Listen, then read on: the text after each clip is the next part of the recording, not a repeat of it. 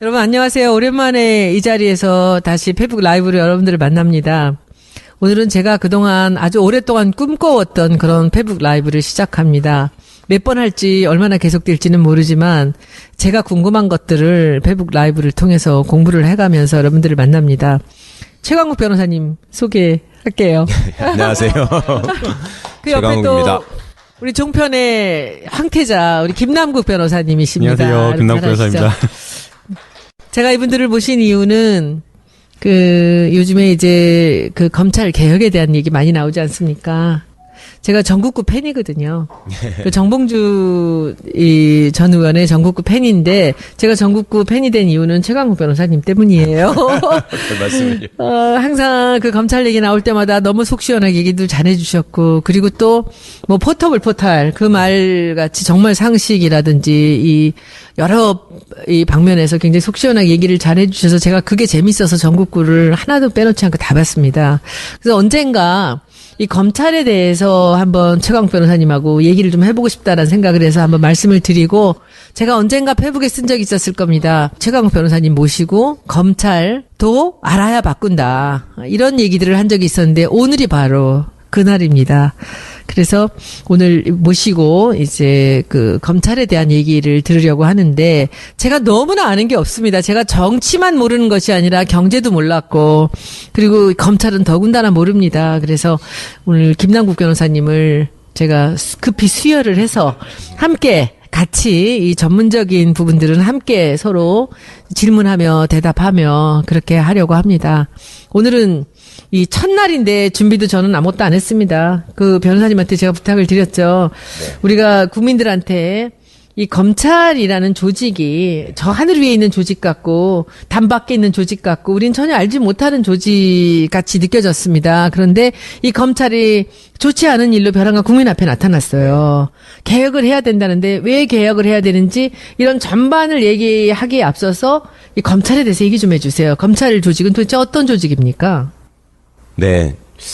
사실은 이거 시작하면서 제가 진짜 여러 가지로 어깨가 무거운데요. 마음도 무겁고. 왜냐하면 공 선생님께서 하시는 걸 제가 하나도 안 빼놓고 다 봤거든요. 근데 뭔가 공 선생님처럼 말씀을 똑부러지게 천천히 해야 된다는 생각도 들고 공 선생님이야말로 정말 실무나 이론을 다 겸비하신 분인데 저는 그런 정도의 수준은 안 돼서 들으시는 분들이 좀 너무 실망하지 않을까 걱정은 하는데 검찰이 오늘날 이렇게 부각되고 국민적인 관심사가 되게 한데 우병우공이 제일 크죠, 뭐. 아, 그렇구나. 네. 그 우병우가 보여주는 모습으로 지금 어떻게 보면 검찰이 가지고 있는 모든 문제들이 집약돼 있다고 할 수 있고, 근데 그 우병우 같은 검사가 박근혜 시대에 갑자기 태어난 새로운 유형의 어떤 검사 내지는 검찰 출신의 인사가 아니라는 게 이제 우리나라의 비극이죠. 그러니까 이제 역사적으로 따져보면 그 원조들을 거슬러 올라갈 수 있는데 제가 이제 이번에 무슨 권력과 검찰이라는 책을 하나 내면서 그런 얘기를 했습니다. 이제 검찰이 지금 괴물이 되고 말았는데 원조를 따져서 올라가 보면 신직수라는 분이 있고요. 맞아요. 신직수. 기억나요. 유신 시절에 진짜 유명했던 사람입니다. 신직수, 그다음에 김기춘, 그다음에 박철원, 우병우 이렇게 이어지는 일종의 이제 계보가 있습니다. 계보. 악명이네. 네. 신직수라는 사람은 소위 출세의 관점에서 보자면은 30대 검찰총장을 하고 그다음에 법무부 장관을 거쳐서 중앙정보부 장까지 한 사람이고요. 그 신직수가 키운 사람이 김기춘이고. 아, 그래요? 네. 김기춘이 젊은 나이에 발탁돼서 그렇게 승승장구할 수 있었던 거는 신직수가 없었으면 불가능한 일입니다.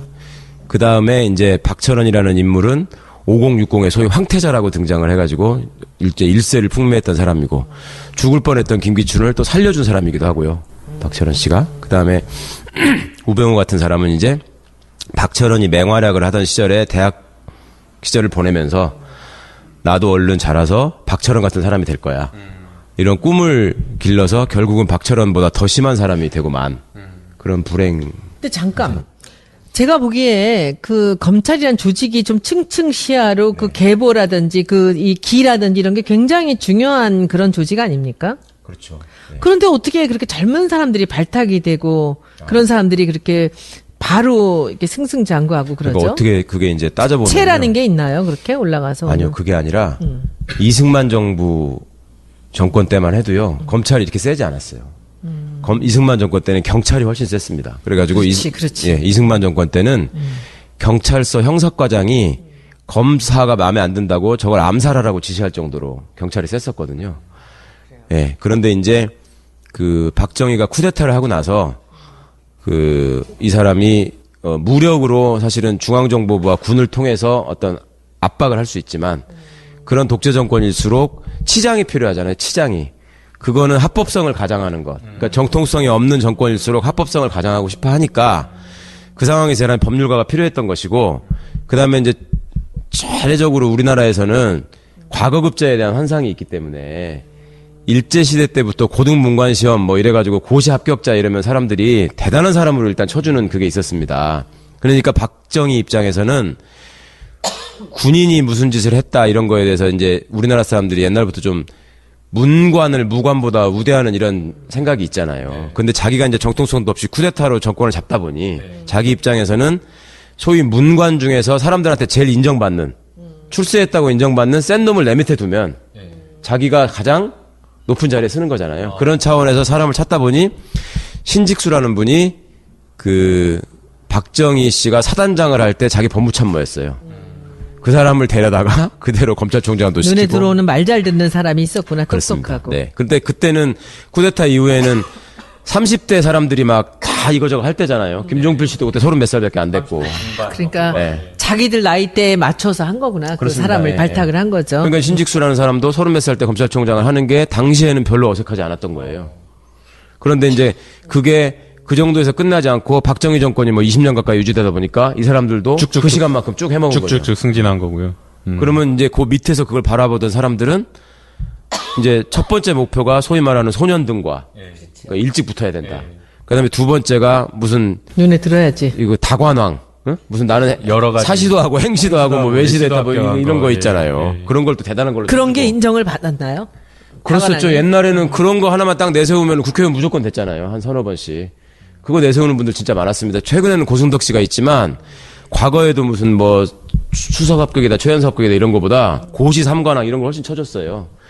그러니까 이제 그런 것들이 먹히던 시대다 보니까 그 시절에는 시험을 일찍 합격하고 가능하면 일찍 합격해서 왜 마부라는 영화 있잖아요, 의원님. 마부. 김승호 씨가 알아요, 출연했던 알아요. 마부. 그 명작 영화의 끝장면이 뭐예요? 그 큰아들이 고시 합격해가지고 서로 뿌듯하게 이렇게 딱 가면서 끝나잖아요. 그게 그 시대의 정서잖아요. 사람들의 말하자면 희망의 사다리. 근데 출세로 가는 꽃길. 그 변호사님 뭐 방금 출세에 대한 꽃길 말씀하셨는데 궁금한 게 도대체 이제 그냥 일반 사람들이 봤을 때는 검사만 돼도 어마어마한 자리에 간 거잖아요. 근데 뭐 시대가 바뀐다고 하더라도 그 사람들이 도대체 왜 그렇게 승진에 목매는 것인지 사실 뭐 승진하려고 뭐 결탁하고 정치하고 그러는 거 아닌가요? 도대체 왜 검사들이 그 안에 들어가면 그렇게 승진에 목매는 건지 저 같은 경우는 공직에 있어 본 적이 없어서 맞아요. 그 이해를 할 수가 없어요. 예. 그렇죠. 그런 것도 이제 그러니까 시민의 입장에서 볼 때는 일단 저게 검사다, 판사다 이렇게 하면 그냥 그걸로 쳐주잖아요. 너는 그래서 출세한 사람이냐 아니냐 하면 출세한 사람으로 치거든요.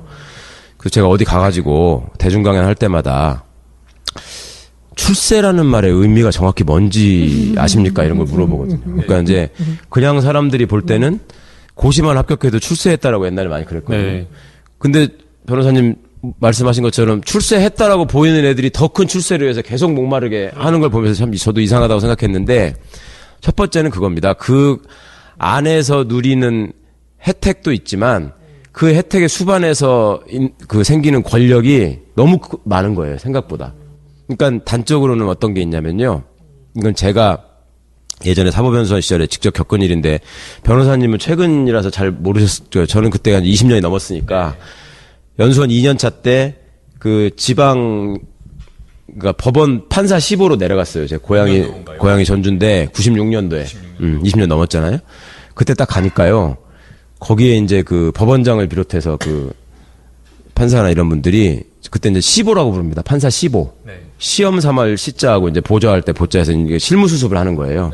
내려가니까 시보님들이 오셨으니까 지역에서 환영회를 해야 된다 그래가지고 전주 시내 중심가에 있는 한정식 집이 이제 그때 요정이죠, 요정. 거기를 가가지고 쫙 까놓고 밥을 먹는데 동네, 그러니까 그 전라북도 유지들이 쫙 나오신 거예요. 그래가지고 일일이 이렇게 그 술을 따라주시는 거야, 그분들이. 몇 명 안 되는 시부한테 무릎을 꿇고 머리 허연 그 근사하게 생기신 분들이 와가지고 영감님 제 술 한 잔 받으십시오 이러는 거야. 전 너무 놀랐어요, 진짜로. 진짜 영감님이 젊은 나한테 영감이라고 한다는 것 자체가 너무 놀라운 일이잖아요. 근데 그분들 정서에는 그 영감이라는 말 자체가 예전에 당상관을 칭하는 말이잖아요. 그 영감 위가 대감이고 대감 위에가 상감이고 이런 건데 영감님이라고 하고 거기에 수반되는 혜택을 보자면 짧게 말하면 그러니까 그 전까지는 막 추리닝 입고 슬리퍼 끌고 다니는 인생 낙오자처럼 살다가 시험 합격 한번 딱 되는 순간부터는 일단 골드 카드가 갑자기 나오고 그죠? 그리고 그 시절에는 이 차를 타고 가다가 신호위반이나 뭐 속도위반으로 걸리잖아요. 그럴 때 신분증을 보여주면 경찰이 정말 진심으로 죄송하다고 하면서 빨리 가시라고 그랬었어요. 좋았던 시절이네. 네, 네. 그리고 정말로 많은 사람들이 너무너무 만나고 싶어 해요. 이 대목에서 잠깐. 이 국회의원하고 되게 비슷하네. 네. 안에 들어가면 아무것도 아닌데 밖에 나오면 이것이 이 무슨 굉장한 사람인 양 대접받고 그러다 보면 이제 사람들이 스포일 되는 거지. 그러니까 이거는 국회의원 되시는 분들은 그래도 여러 가지 경험을 겪어서 그 분야의 어떤 대가가 돼서 국회의원 되시는 분도 있고, 맞아. 그다음에 여러 관직을 거쳐 되는 분도 있고 하니까 좀 더 달라. 이건 어린애가. 맞아. 20대 초반. 맞아. 우병우는 25살 때 검사였단 말이야. 야, 그 나이에 그런 대접을 받고 살았던 거야. 근데 어디 가가지고 그런 양반들이 그러니까요. 한 서너 번까지는 너무너무 이게 어색하고 죄송하고 막 그래요. 어떻게 할 줄을 모르겠어. 근데 한 5번째부터는 누가 나를 딱 만났는데 안 그러면 이상하지? 예. 바로 고개를 숙이거나 이렇게 하지 않고 나를 딱 똑바로 쳐다보면 뭐야, 속으로 이거 봐라? 예, 이런 생각이 드는 거예요, 사람이. 근데 그렇게 건방을 떨고 다니다가 그리고 사람들이 또 검사나 이런 법조인에 대한 환상이 있기 때문에 엄청 또 막 이렇게 띄워준단 말이야. 뭐 가문의 영광이네, 자랑이네부터 시작해가지고 뭐 온데 프레카드 걸고 막 그러니까 지가 진짜 제일인 줄 알아요. 그런데 막상 출근을 해보면 검찰에서는 진짜 말단 직원이거든, 이제. 검사는, 평검사는. 그리고 밤새도록 일을 해도. 그거 정말 묘하다. 서류 더미에 쌓여가지고. 쌓여가지고. 네. 그리고 우리가. 퇴근도 못하고. 변호사들 입회하면서 보면은 그게 사람이 할 짓입니까? 앉아가지고 막 했어, 안 했어, 이거 해가지고 그냥 좀 땀 뻘뻘 흘리면서 밤새 해야 되잖아요. 에어컨도 잘 안 나와요, 검찰청은. 그럼 이제 그럴 때 예전에 그런 말이 있었어요. 검사는 올라갈수록 편하고, 처음에는 힘든데 올라갈수록 편하고, 판사는 처음에는 검사보다 좀 덜 힘든데 올라갈수록 힘들다. 그게 이제 검사는 올라갈수록 직접 수사를 안 하고 결재만 하는 사람이 되고요. 판사는 올라갈수록 사건 기록을 더 많이 봐야 되는 부담이 생겨요. 그런 차이가 있는데, 그러니까 그 조직 안에서 보니까 나도 이 정도의 대접을 받는데 여기에 부장검사다. 부장 위가 차장이잖아요. 검찰은. 차장검사다. 검사장이다. 이렇게 되면 그거는 자기가 생각하지 못하는 또 다른 세계가 있는 거예요. 거기는. 그러니까 꿈을 갖게 되겠네. 그럼요. 거기가 평검사로 초짜가 검사로 어디 지방에 발령이 나도요. 한 20년 전까지만 해도 관내 모든 골프장에 가면은 회원 대우라고 말은 그렇게 하면서 사실상 공짜예요. 지금도? 네? 옛날에? 예전에요. 네. 그리고 무슨 뭐 인사이동이 자주 있잖아요. 1년 반, 1년마다 이렇게 있으면 그 전별금. 챙겨주는 거. 변호사들이 챙겨주는 거, 동료들이 걷는 전별금, 그 다음에 지역 유지들이 주는 전별금, 그런 것들만 모아도 몇 천만 원 되는 거예요. 한 번 옮길 때마다. 그거 괜찮아요. 괜찮겠죠. 그리고 예전에는 사람들이 인권의식이나 뭐 이런 것들도 별로 없었기 때문에 그냥 막 검사는 어마어마한 사람이고 검찰청 가면 그냥 죽어야 되는 걸로 알아. 그리고 그때는 정말로 나빴던 게 경찰 대하는 거를 마치 옛날 양반이 노비 대하듯이 대했어요. 예전에 제 친구 검사도 물론이고 검찰 수사관들 경찰을 경찰을 완전히 하급기관으로 생각을 했기 때문에 예전에 제 친구네 사촌 형이 하나 있었는데 이분이 경찰관이었거든요. 자기는 평생의 소원이 지금 뭐 검사나 검찰 수사관이 될 수는 없지만 그때는 경찰들을 파견받아가지고 검찰청에 출근시켜서 부려먹는 경찰들이 있었어요.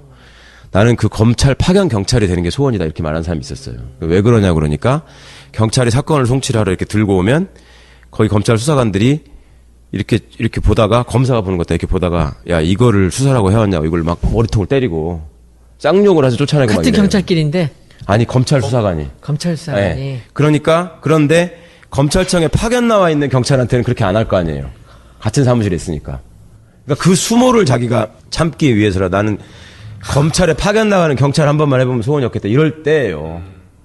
그러니까 뭐 일만 잘하면야 그 열심히 일만 잘하면야 뭐 승진을 어디까지 하든 아무 상관이 없는데 근데 이제 문제가 결탁하는 거 아닌가요? 그 뭐 내부에서 사건 정치적인 어떤 사건이 왔을 때 그것을 정치권의 입맛에 맞는 어떤 처리, 예컨대 뭐 미네르바 사건이라든지 아니면 PD수첩 사건이라든지 뭐 정현주 KBS 사장을 쫓아내기 위해서 이거 전부 다 무죄 나온 사건인데 다 이제 그게 결국에는 그럼 자기들끼리 그 결탁을 하는 거예요? 그러니까 이제 결탁을 내부에서? 하는지 아닌지는 모르지만 근데 이제 저희가 봤을 때는 결탁하지 않으면 그렇게 될 수가 없는 거예요? 그 예컨대 PD수첩 같은 경우에는 그 임수빈 부장검사였죠.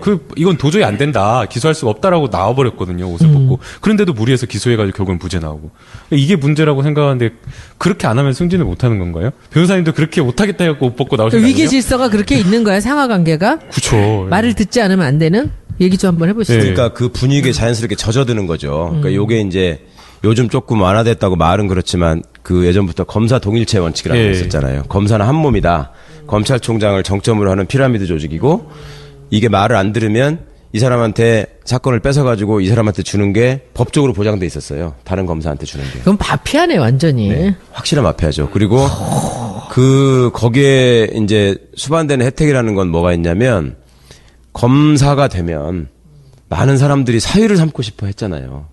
특히 한국 사회에서 돈 많이 갖고 권력 많이 갖는 사람들. 판사도 사위 삼고 싶어 했지. 근데 지금 보니까 판사는 아무것도 아닌 것 같아. 그런데 그때 당시에 세상을 잘 알고 이러는 사람들은 검사를 다 사위로 삼고 싶어 했어요.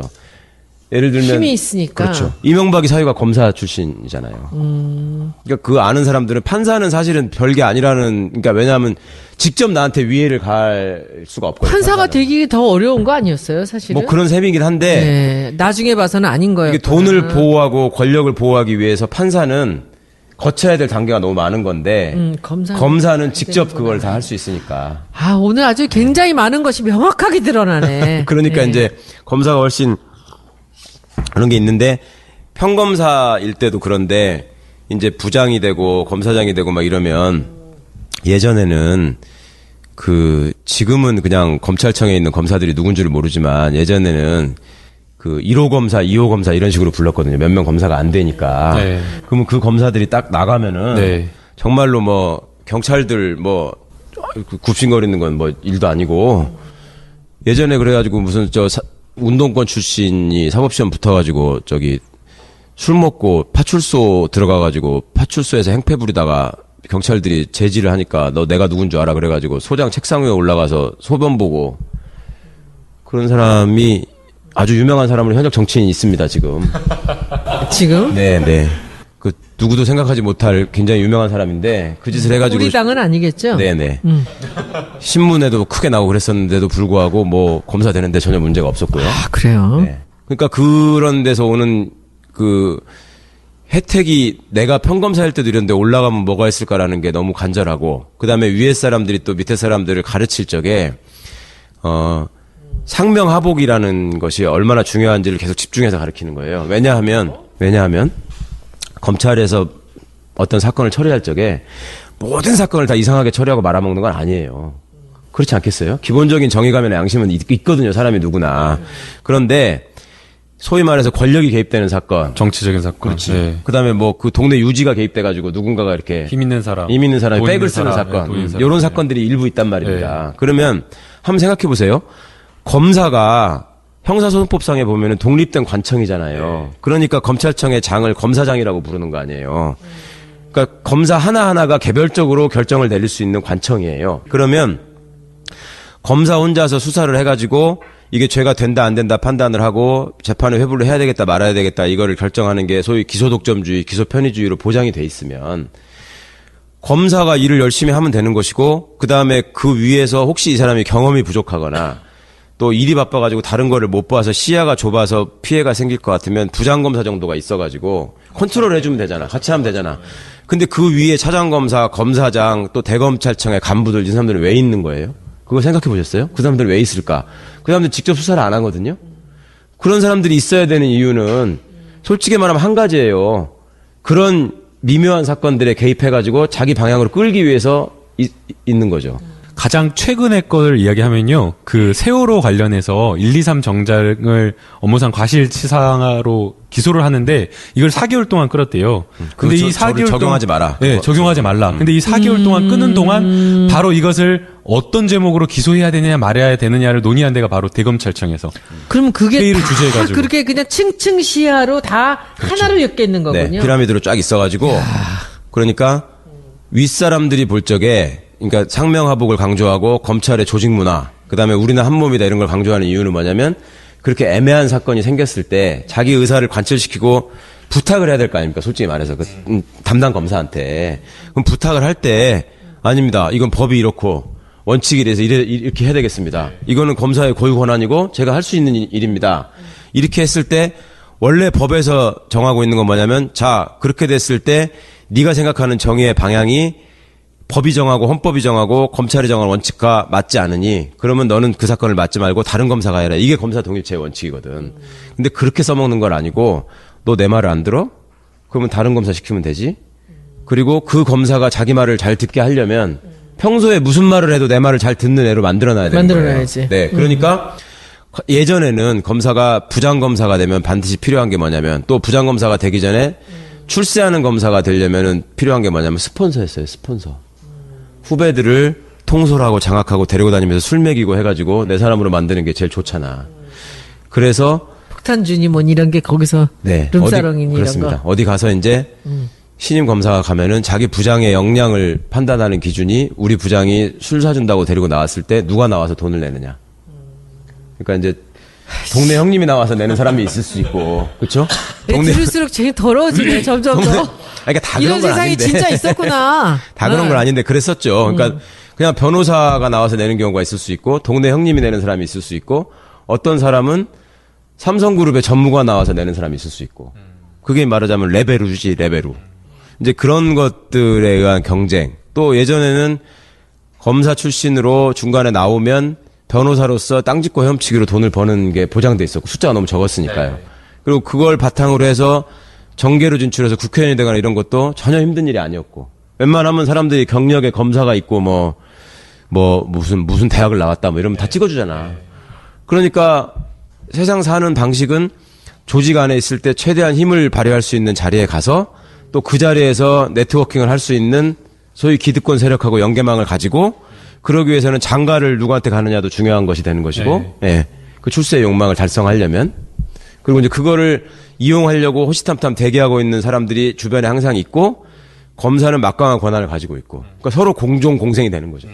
아니 근데 검찰 조직이 그렇다는 걸 사람들 다 알았을 거 아니에요. 정치권에서 다 알 거 아니에요. 알죠. 네. 근데 왜 그걸 그냥 놓고 있었어요? 아, 그거는 정치 권력 입장에서 편하거든요. 그러니까 의원님이 대통령이 되셨어요. 대통령이 되셨는데 대통령 되기 전에 정말 나한테 이상하고 나쁜 짓을 한 만한 사람이 하나 있었어요. 정적이 있어. 예를 들면. 그러니까 박정희 같으면 김대중 씨가 있어. 그러면 김대중 씨를 어떻게든 처리를 하고 싶잖아요. 보기 싫으니까. 그러면 그럴 때 한 사람한테 얘기해가지고 야 저걸 죽여 이렇게 하는 게 좋겠습니까? 한 세 사람한테 니네가 협동해가지고 쟤를 죽일 방법을 만들어봐 이게 좋겠습니까? 한 사람한테 하는 게 좋잖아요. 그러니까 한 놈한테 몰아놓고 힘을 야 네가 해결해. 그러면은 제일 좋은 거예요. 그러니까 이게 유명한 말씀이 있는데 예전에 김영삼 대통령이 소위 문민정부를 표방하면서 대통령이 돼가지고요. 검찰 총장한테 뭐라고 했냐면 야 내가 장관 20명하고 검찰총장을 안 바꾼다. 내가 대통령 해보니까 검찰총장이 어떤 건지 내가 알았다. 이 얘기를 했어요. 유명한 말이죠. 그러니까 권력자의 입장에서는 검찰이 권한을 많이 가진 게 자기한테 너무 편한 거예요. 그러니까 그렇다면은 이 정권이 바뀔 때마다 검찰은 항상 그 정권에 하고 결탁이 되는 거죠. 잘 보여서 서로 간에 서로 밀월 관계가 되는 거죠. 점점 그게 그렇게 됐죠. 그러니까 이제 여기서 역사를 조금 말씀을 드리면 좋겠는데 우리나라에만 먼저 한정해서 말씀을 드리자면 제가 이제 아까 이승만 정권 때는 경찰에도 셌다 그랬잖아요. 근데 그때도요. 지금 이제 이 기소독점주의, 기소편의주의, 검사 동일체의 원칙, 그다음에 수사지휘권 뭐 이런 것 때문에 검찰이 세고 경찰이 하급기관처럼 돼 있다 말씀드렸잖아요. 근데 맨 처음에 재원국회의원들이 법을 만들 때, 형사소송법을 만들 때 굉장히 많이 토론을 합니다. 과연 경찰을 검사의 하부기관처럼 이렇게 만들어놔도 되는 것인가에 대해서 토론을 하면서 이제 이분들이 어떻게 결론을 내리냐면 원래 세계적인 입법례를 보면 경찰이 수사를 하는 게 맞은데 우리나라 경찰은 지금 친일파가 대부분 장악하고 있다, 경찰을. 그리고 숫자가 너무 많다. 예. 그리고 힘이 세다. 근데 얘들한테 막강한 권한을 주면 정말로 우리나라는 큰일 난다. 그러니까 차라리 숫자도 적고 그래도 공부한 자라도 더한 시험을 통과한 검사들한테 그 권한을 줘서 얘들을 법적으로 통제하게 하자. 맨 처음에는 그런 생각으로 검사한테 그 권한을 몰아준 거였어요. 처음에는. 근데 그때는 그렇게 해도 별 문제가 없었던 게 경찰 자체가 조직력이 강하고 워낙 셌기 때문에 검사가 그 권한을 가지고 경찰을 이래라 저래라 할 수가 없었어요. 경찰이 더 세니까. 그런데 이게 이제 4.19 혁명이 있었잖아요. 그러고 나서 2공화국이 딱 출범하면서 그때 2공화국 국회에서 뭘 논의하냐면 야, 이제는 우리가 민주정부를 수립을 했으니 검사의 권한을 세계적인 추세와 입법례에 맞게 돌려놔야 된다, 제자리로. 그 얘기를 그때 이미 했어요. 검사가 세지도 않을 때인데도 불구하고 그냥 사회적으로 검사가 좀 더 명예로운 직업이었을 뿐이죠. 실제 권한은 있지만 그런 상황에서 2공화국 의원들이 그 얘기를 했다고요. 왜 그랬겠어요?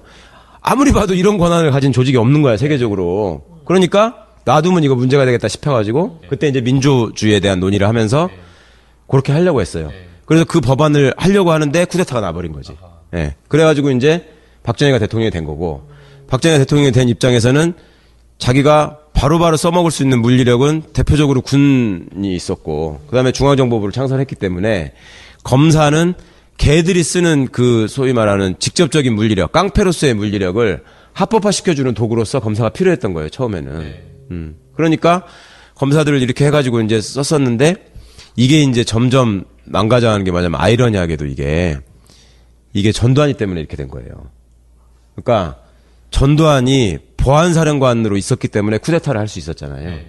이것도 의원님들이 꼭 바꿔주셔야 될 법 중에 하나인데 우리나라가 내일이라도 계엄령이 선포되면 전두환이 당시에 합동수사본부장이었거든요. 김재규 시해 사건을 수사하는 책임자였던 이유가 그 계엄법에 나와요. 계엄법에 보면 당시 보안사령관, 지금은 기무사령관이라고 하는 게 합동수사본부장이 돼가지고 경찰, 검찰, 뭐 중앙정부를 다 장악하게 돼 있어요. 통합해서 지휘하도록. 지휘하도록 돼 있거든요. 근데 그 법이 지금도 똑같아요. 그래요? 네. 그걸 가만둬요? 의원님들이 관심이 없으니까, 모르니까.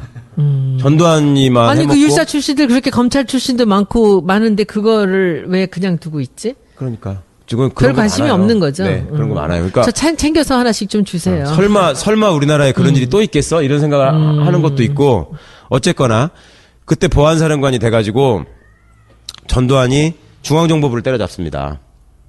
왜냐하면 중앙정보부장인 김재규가 대통령을 죽였잖아요. 그러니까 중앙정보부가 범죄 집단이 돼가지고 때려잡은 거예요. 명분이 있는 거죠. 네. 군기 잡고. 그때 중앙정보부가 이제 보안사 밑으로 들어갑니다. 보안사 밑으로 들어가는데 그때 중앙정보부에서 파견 나가 있던 잘 나가는 검사가 김기춘이에요. 그렇죠? 신직수가 중앙정보부장을 하면서 데려다 놓고 대공수사국장을 시켰던 거기서 김기춘이 눈에 들어서 네. 올라가는구나. 그때 이제 김기춘이 죽을 뻔했어요. 보안사가 중앙정보부를 치니까 중앙정보부의 핵심이 김기춘이니까 가장 먼저 쳐야 되니까요. 아웃되는 거였는데 바로 줄을 탔구나 또. 김기춘이 그때 박철원을 찾아갑니다. 아, 그 이야기가 거기서 나오는군요. 박철 차장한 게. 박철원은 TK의 황태자고 노태우하고도 뭐 그 친인척 관계가 있고 박철원을 찾아가가지고 나를 살려달라. 그래가지고 김기춘이 박철원을 살려줍니다. 살려주고 나중에 이제 박철원이 검찰총장도 되고 법무부 장관도 되고 전두환 밑에서 그렇게 되거든요. 그런데 그때 이 사람들이 이제 그전에는 박정희 때까지만 해도 물리력을 통해서 그러니까 국회의원들이 의원님처럼 막 어디 가서 이렇게 여당이 시위하는데 동영상 찍어가지고 올리시고 막 이렇게 조롱을 하면 예전 같으면 바로 중앙정보부에 잡아가 바로 고문을 했단 말이에요. 아 진짜로? 그럼요. 예전에 진짜? 예. 그래가지고 그때 고문당하고 병신된 사람들 많아요. 옛날 야당 진짜? 의원들 중에. 국회의원을? 그럼요. 바로 잡아다가 아니 진해 당 사람들도 저 지시한 거 따르지 않았다고 코터를 반을 뽑아버려가지고 그 자유당 시절에? 공화당 때. 공화당 때, 네. 공화당 때. 맞아, 공화당 맞아. 여당 의원들도 그렇게 했는데 야당은 어쨌겠어요. 바로 잡아다가 그렇게 하는 건데 오. 이제 전두환 때부터는 뭔가 합법성을 더 가장해야 될 필요가 생긴 거예요. 그러니까 그렇게까지는 못하고 이제 그 중앙정보부나 보안사, 그러니까 보안사가 여전히 바로를 하면서 대공사건 같은 거 막 만들잖아. 학원 간첩 사건 이런 거 막 만들고. 그러면 검사가 이제 나중에 그걸 합법화 시켜주고 법정에 가가지고 유죄를 만드는 역할을 하는 거죠. 그리고 보안사나 중정 애들이 뒷구멍으로 가가지고 판사 협박하고 이걸 무죄로 하면 너 죽어? 이렇게 해가지고 이제 돌아가는 시스템이었단 말입니다. 아, 참나. 근데 그러다가 이제 그러니까 중앙정보부가 제일 셌었는데 하나가 아웃이 됐죠. 보안사가 1등이었잖아요. 근데 이게 이제 6.29 선언 이후에 민주화의 트랙을 타면서 보안사가 이제 점점 힘이 빠지기 시작하는 거예요. 예전에는 보안사 하사만 돼도요. 네. 군수 뺨을 때렸어요. 전두환 때는. 그게 몇 년도인가요? 80년대 80년대 초반에는 초, 예. 군청에 민주화되기 가가지고 전에. 그때는 지방자치 아니고 이제 예. 내무부 소속 군수했을 때잖아요. 네. 군청에 무슨 주요한 사업이 있는데 그 보고서를 날 주라. 예. 안 주니까. 보안사 하사가 와서 달라고 그러는데 하사면은 23살, 4살짜리들이에요. 그때 군수면은 지방 그 중앙에서 내려가 서기관이기 때문에 나이가 50 가까이 된 사람이라고요. 그걸 바로 따귀를 때렸다니까 이 건방진 새끼가 어디서 내가 지금 이거 달라는데 그런 시절이었는데 그 뒤에 이제 이게 너무 이제 노태우 시절을 가면서 소위 민주화 트랙을 타면서 법치주의라는 걸 얘들이 내세우는 거야. 박근혜가 이명박에 아주 그냥 얘기하는 법치주의. 투명하게 보이네. 왜 검찰이 떠오르는지. 그러니까 얘들이 얘기하는 법치주의가 왜 나오는 거냐면 자 이제는 물리력으로 이렇게 하는 게 아니고 민주화가 된 사회에서 어떻게 군인들이 와서 사람을 잡아가느냐 이렇게 얘기를 하니까 자 그럼 법으로 하마. 검사가 잡아가는데. 그렇죠. 아. 그러니까 악법을 만들어가지고 네. 법을 지켜라. 아니면 비리나 이런 거를 정보를 캐가지고. 그렇죠. 딱 그걸로 이제 올가면 약점 가지고. 그럼 이제 그렇게 하다 보니까 법치주의라는 영역이 되다 보니까 법을 아는 전문가 집단한테 자연스럽게 힘이 실리는 거예요.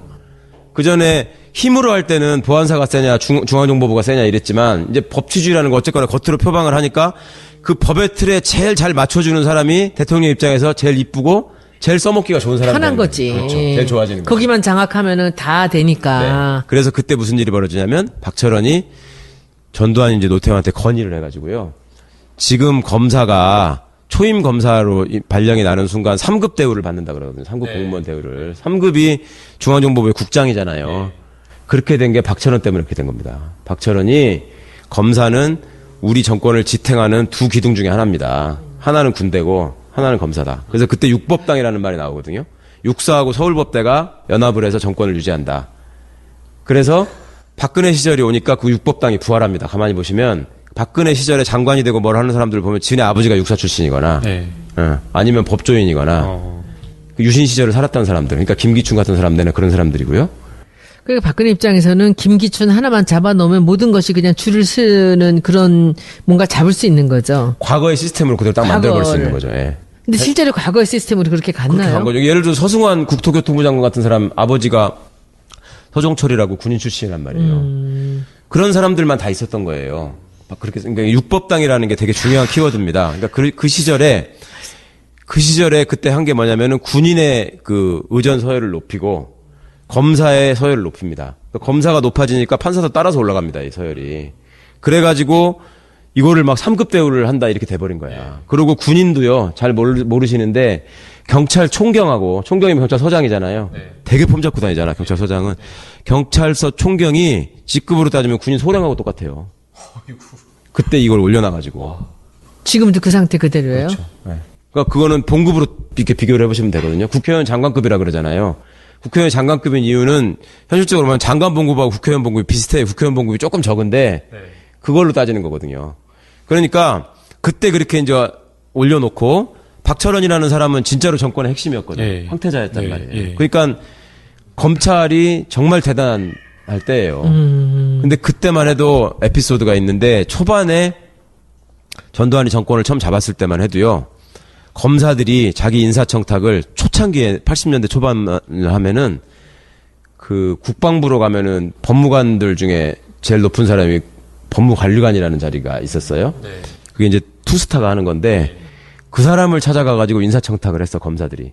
그 사람이 누구였냐면 전두환이가 사단장 할 때 법무참모했던 사람이야. 아하. 그러니까 옛날 신직수를 떠올리면서 예. 그렇게 했던 거예요. 아, 그런데 전두환 때도 박정희 시스템이 어느 정도 유지되다가 예. 그렇게 노골적으로는 못하다가 노태우 이후에부터는 이제 법치주의라는 걸 통해서 합법성을 가장하게 되니까 검찰이 완벽한 힘을 갖게 되는 거예요. 그러니까 이제 넘버원이 되는 거예요. 그때부터. 예. 그리고 이제 그 뒤로는 노태우 입장에서 정권을 유지해야 되기 때문에 검찰하고 당연히 협력을 했어야 되죠. 박철원을 통해서.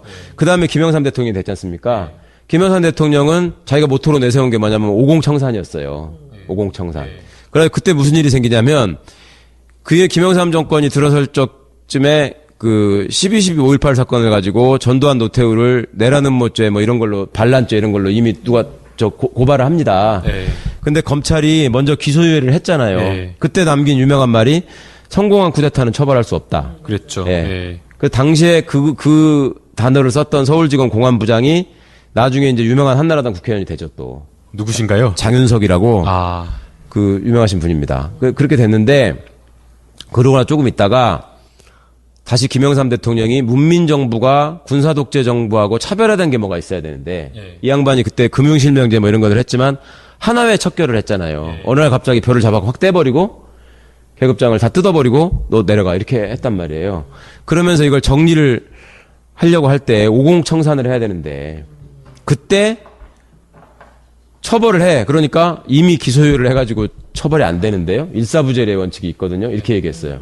그러니까 김영삼 대통령이 야 무슨 소리야. 법은 정치의 시녀야. 만들어 법을. 그래가지고 특별법을 만듭니다. 특별법을 만들어가지고 다시 전두환 노태우를 수사해가지고 기소를 하고 검찰이 사형 구형을 하고 막 이러거든요. 그러니까 법조 출입 기자들이 볼 때는 너무 웃기는 일이잖아요. 엊그제까지만 해도 성공한 쿠데타는 처벌할 수 없다고 당당하게 얘기하던 사람들이 대통령이 한마디 하니까 천하의 죽일 놈이 돼가지고 이거를 막 갖다가 구속하고 막 이러는 거예요. 그러니까 그때 전두환 수사를 했던 부장검사가 최동욱. 그 최동욱 부장검사 밑에 말석검사가 임수빈. 역사가 그렇게 되는 거예요. 그렇게 되는데 그렇게 해서 이제 50청산을 딱 하는데 시작을 하고 막 이제 갑자기 구속을 하고 막 이러니까 기자들이 물어봤어. 아니 성공한 쿠데타는 처벌할 수 없다면서요. 어떻게 이거는 지금 이렇게 합니까? 대통령 한마디에. 검사님들은 법률가 아니에요? 그러니까 그때 당시에 담당 검사가 뭐라 그랬냐면 우리는 개야. 응. 물라면 물고 실제 기자한테 그 말을 한 거예요? 실제로. 물라면 물고 노라면 놓는 거야. 이렇게 얘기를 했어요. 굉장히 적합한 표현이네. 아니, 근데 지금 이제 변호사님 말씀 들으니까 어떤 메커니즘에 의해서 그러니까. 이 검찰의 권력이 비디오화되고 막 그러니까. 커졌는지 알 것 같아요. 근데 이제 궁금한 거는 그러니까 하여튼 결론은 그거예요. 네. 민주화가 진행되면서 검찰 권력이 더 강화되고 세졌다. 말았다. 아니, 이런 근데 이제- 아이러니가 있는 거예요. 근데 지금 궁금한 거는 지금 21세기라서 세상에 투명하잖아요. 네. 뭐 정탁금지법도 생기고 뭐 뇌물 주면 큰일 난다 이거 다 알고 있잖아요. 그리고 이제 검사들은 정말 그 공부 많이 하신 분들이고 그런데 도대체 어떻게 검사들을 통제할 수 있는가? 뭐 저희도 대충은 이야기 들어서 뭐 민정수석이 뭐 해갖고 법무부 해갖고 한다 그러는데 그 힘이라고 하는 게 그러니까 예컨대 뭐 검사가 처리하고 있는 그 개개의 어떤 정치적인 민감한 사건을 도대체 어떤 메커니즘, 어떤 힘에 의해서 그게 이루어졌는가 그게 좀 궁금해요. 그러니까 검사한테 당근을 제시하는 거죠. 너 내 말 잘 들으면, 너 내 말 잘 들으면, 예를 들면 이명박 박근혜 때 똑같은 수법을 썼어요. 예를 들어서 무슨 민간인 사찰 사건 같은 거를 담당한 검사, BBK 사건 같은 걸 담당한 검사, 한명숙 총리 사건 같은 걸 담당한 검사, 네, 그렇죠. 인사 원칙에 어긋나게 파격적으로 좋은 자리를 갑니다. 인사 눈에 띄게요, 눈에 띄게. 원칙을 무시하고 눈에 띄게 보내요. 아. 그래야지 주목을 하지. 예. 거기에. 그죠? 남들 뻔히 가는 자리에 그냥 보내면 표시가 안 나잖아요. 다음에 그러니까 또 그런 경우 있으면 또 말 잘 듣는 그렇습니다. 거고. 검사들끼리 무슨 얘기를 하냐면 검사가 고생하는 직업이잖아요. 기본적으로 고생하는 직업인데 어떤 자리에 가느냐에 따라서 그러니까 우리가 일반인들이 볼 때는 서울중앙지검 공판부 검사가 있고 서울중앙지검 형사부 검사가 있고 또 서울중앙지검 특수부 검사가 있고 이게 그냥 우리가 볼 때는 다 검사잖아요. 근데 그게 완전 다르거든. 그러니까 이제 검사로서 말하자면 활개를 치고 그 권한을 최대한 발휘하면서 권력을 행사하면서 좋은 자리로 가는 검사가 되려면 인지수사를 할 수 있어야 돼요. 인지수사. 인지수사라는 건 뭐냐면 경찰이 먼저 처리해온 사건을 내가 나중에 결정하는 역할을 하는 게 아니라 검사들의 대부분은 그런 일을 하는 형사부 검사거든요. 사건의 대부분이. 그런데 그걸 하는 게 아니라 내가 직접 사람을 잡아올 수 있는 거. 이게 이제 인지부서라고 합니다. 내가 하고 싶은 수사 하겠다는 거네요. 그렇죠. 어. 그런 수사가 사실은 어떻게 보면 권력이 원하는 하명 수사를 할 수 있는 거고. 생색도 그러니까 이제- 나고. 그렇죠. 그런데 그게 지금 그러면은 YS 정부 때부터 더 강해졌다는 거잖아요. 오고 점점 육고을 더, 지나면서. 예, 그런데 이 사람들이 아까 말하기는 자기들은 개다. 물려면 네, 네. 물고 노려면 논다라고 했는데 어떻게 이렇게 검찰의 힘이 비대해지나요? 네. 노무현 대통령 때도 지금 검찰 개혁을 하려다 못했잖아요. 네. 그리고 지금도 제일 먼저 그것을 검찰 개혁을 하도록 내놨는데 왜 그것이 그렇게 핸들링이 안 될 만큼 비대해져 간 건가요? 그러니까 김영삼 개라면서? 김영삼 대통령이 내가 검찰총장 1명하고 장관 20명을 바꾸지 않는다라고 말했던 의미가 검찰을 통해서 뭔가를 해결하는 게 너무 편하고 좋은 거예요. 유용한 거지. 해보니까. 이렇게 해놓으니까. 네. 정치인 예. 시절에는 그렇죠. 이 사람이 야당 총재 너무 편하지. 시절에는 예. 야당 총재 시절에는 의원님도 야당 시절 해보셔서 아시겠지만 야당 의원이 법안을 하나 내가지고 이걸 관철시키면 얼마나 힘듭니까? 네, 네. 그 막 이은재 같은 사람도 붙잡고 막 의원님 이거 하나만 좀 어떻게 해주세요 이렇게 해야 되는 상황이 있잖아요. 난 이은재 붙잡고는 안 해, 그래도. 상임위 나는 안 하면 안 했지. 이은재 붙잡고 그런 거 해달라고는 안 해. 상임에서 통과시키려면 하여튼 막 그런 걸 해야 되잖아요. 옆에 그 옆 사람을 붙잡게. 막 이완영 의원하고 같이 간사 그 사람도 협의해야 안 되고 막 잡아. 이러잖아. 근데 이 양반이 그런 거를 하다가 대통령이 딱 되니까 자기는 뭐 군대를 가지고 할 것도 아니고, 그지? 하시는 게 네, 자기가 중앙정보부의 피해자인데 그걸 갖고 할 것도 아니고. 이 검사가 한번 시켜보니까 잘하거든. 그렇지. 너무 좋은 거예요. 스마트하고. 네, 그러니까 이것들을 가지고 하면 되겠다 해가지고 이제 계속 힘을 실어주는 거죠. 그 다음에 김대중 정부가 됐는데 DJ 정권에서는 지금 생각해보면 검찰을 제대로 바로잡고자 하는 시도를 그나마 제도적으로는 못했지만 그나마 정권 입장에서는 최선을 다했던 정권이라는 평가를 합니다. 그런데 그때는 과거 독재 정권 시절에 김대중 대통령에 대해서 다 공격을 했던 자들이 검사잖아요. 대통령이 사형 선고를 받았던 분이 대통령이 되신 거잖아요. 그걸 검사가 한 거잖아요. 사형 구형을 했던 게. 그러니까 검사들이 바짝 쫄았다고요. 대통령이 딱 되니까. 그래가지고 대통령이 취임하시고 나서 검사장들을 청와대에 불러가지고 오찬을 딱 하는데 이것들이 정말로 겁을 먹고 간 거야. 이제 뭐라고 할까. 딱 갔는데 대통령이 거기서 뭐라고 하셨냐면 휘호를 하나 써가지고 딱 주시면서 검찰이 바로 서야 나라가 바로 선다. 이걸 써가지고 주셨어요. 한글로.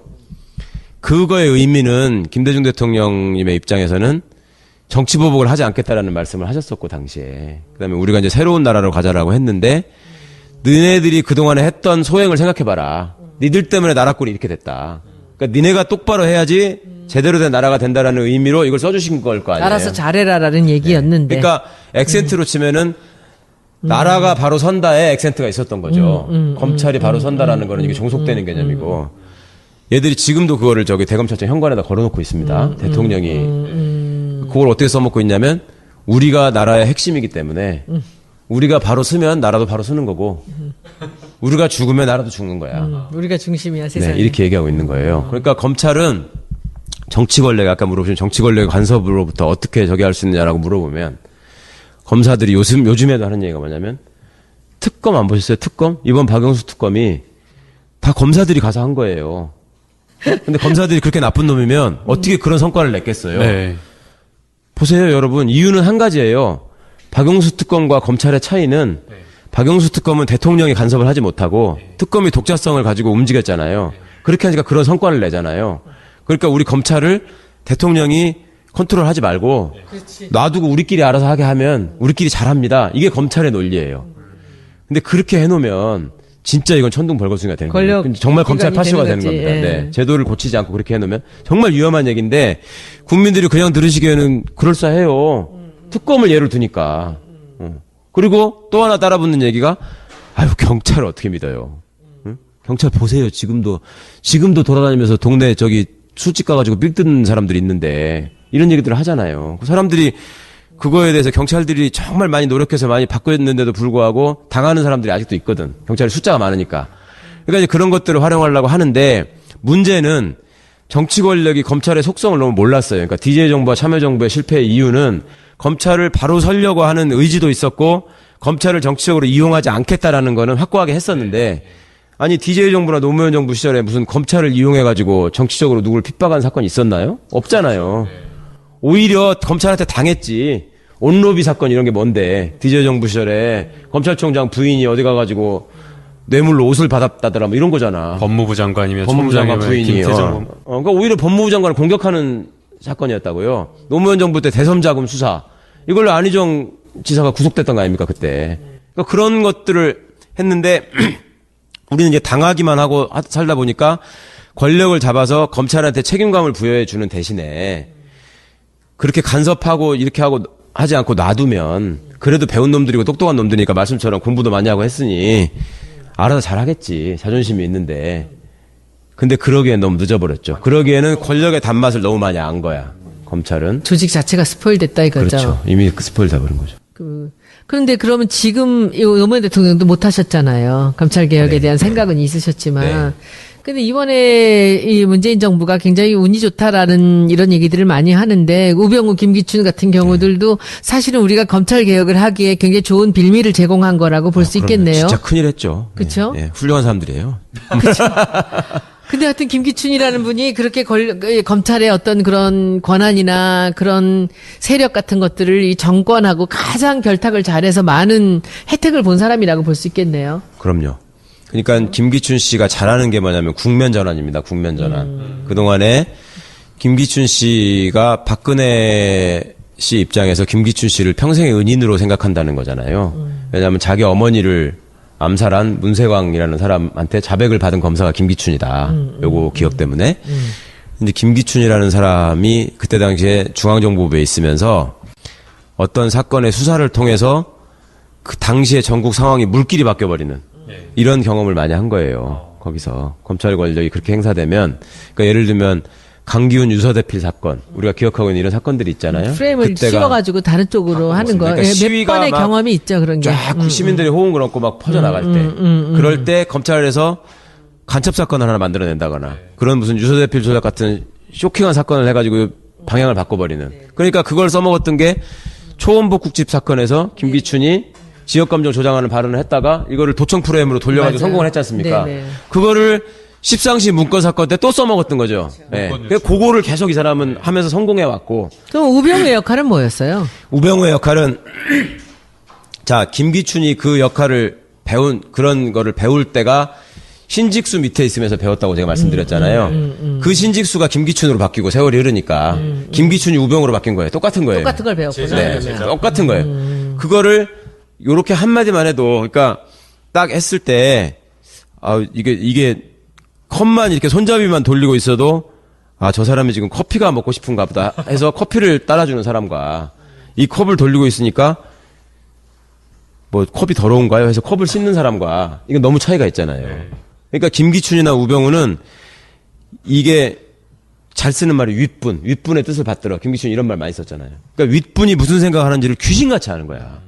거기다가 딱 맞추는 맞춤형 수사를 갖다가 딱 바치기 때문에 그게 권력자가 안 돼본 우리 입장에서는 나쁜 짓이라고 생각하지만 권력자 입장에서는 그렇게 편하지, 이쁜 사람이 이쁘지. 없죠. 관저에서 맨날 드라마만 보신 박근혜 전 대통령 입장에서는 진짜 편한. 그렇죠. 그래서 알아서 다 해주니까. 그러니까.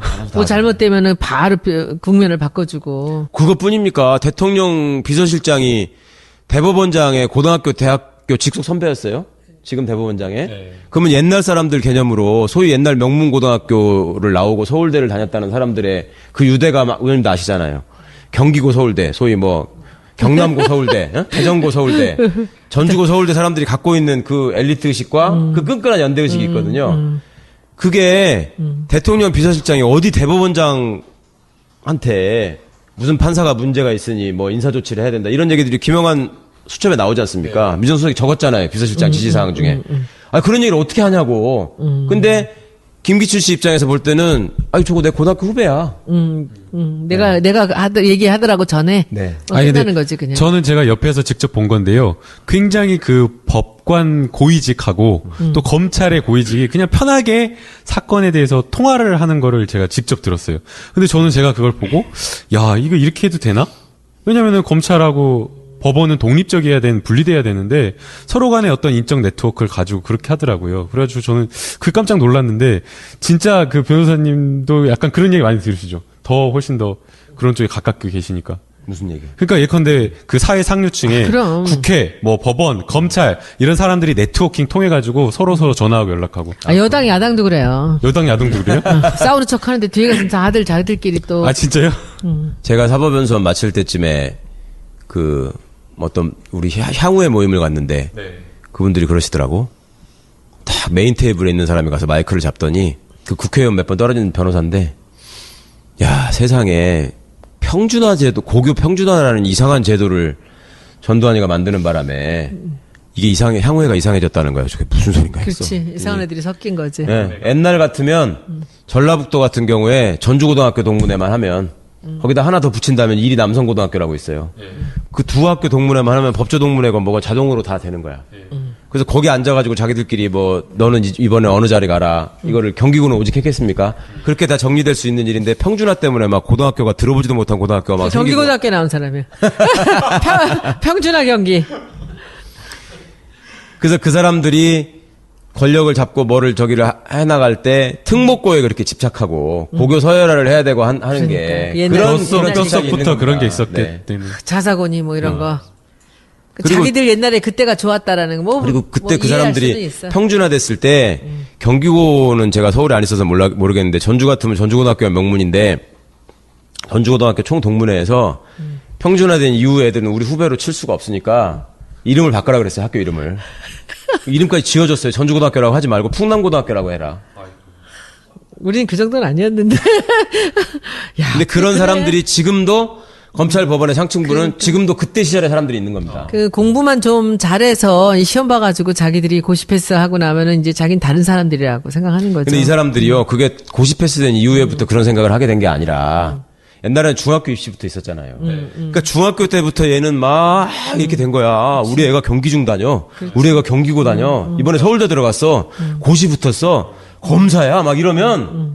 특별한 사람이 된 것처럼 그럼 느끼겠네요. 그거를 중학교 들어갈 때 몇 살입니까? 13살, 14살. 공부만 잘하면 다 용서가 됐었거든. 그럼요. 그때는 좋은 학교 다니면 대접받고. 결론은 그럼 검찰개혁이 아니라 교육개혁으로 가야 되니까. 그러니까 적폐라는 말을 쓰는 거죠. 그러니까 한 군데 고친다고 되는 게 아니라. 그런데 이번에 문재인 대통령이 이 검찰 개혁할 수 있을까요? 저는 하실 수 있을 거라고 봅니다. 왜냐하면 과거 민주정부에 실패하고 이번에 다른 점은 의원님께서는 운이 좋다고 표현하셨지만 어쨌거나 이 사람들의 잘못이 계속 쌓여 있다 보니까요. 때가 된 거지. 운이 좋다는 건 그 때를 딱 그렇죠. 우리가 딱 여기서 칠 수 있는 네. 그 명분을 만들었다는 어떤 역사적인 건데. 물결이 이제 딱 모인 네. 것 같아요. 그것이 우리 국민들을 돕느라고 하늘이 김기춘을 비서실장으로 만들었고 그렇죠. 하늘이 우병우를 민정수석으로 만들었다고 생각합니다. 하늘이 박근혜를 대통령으로 만들었기 때문에 우리가 그나마 박정희 신화에서 이제 벗어날 수 있는 계기가 된 것처럼 그러면 지금 그럼 이 문재인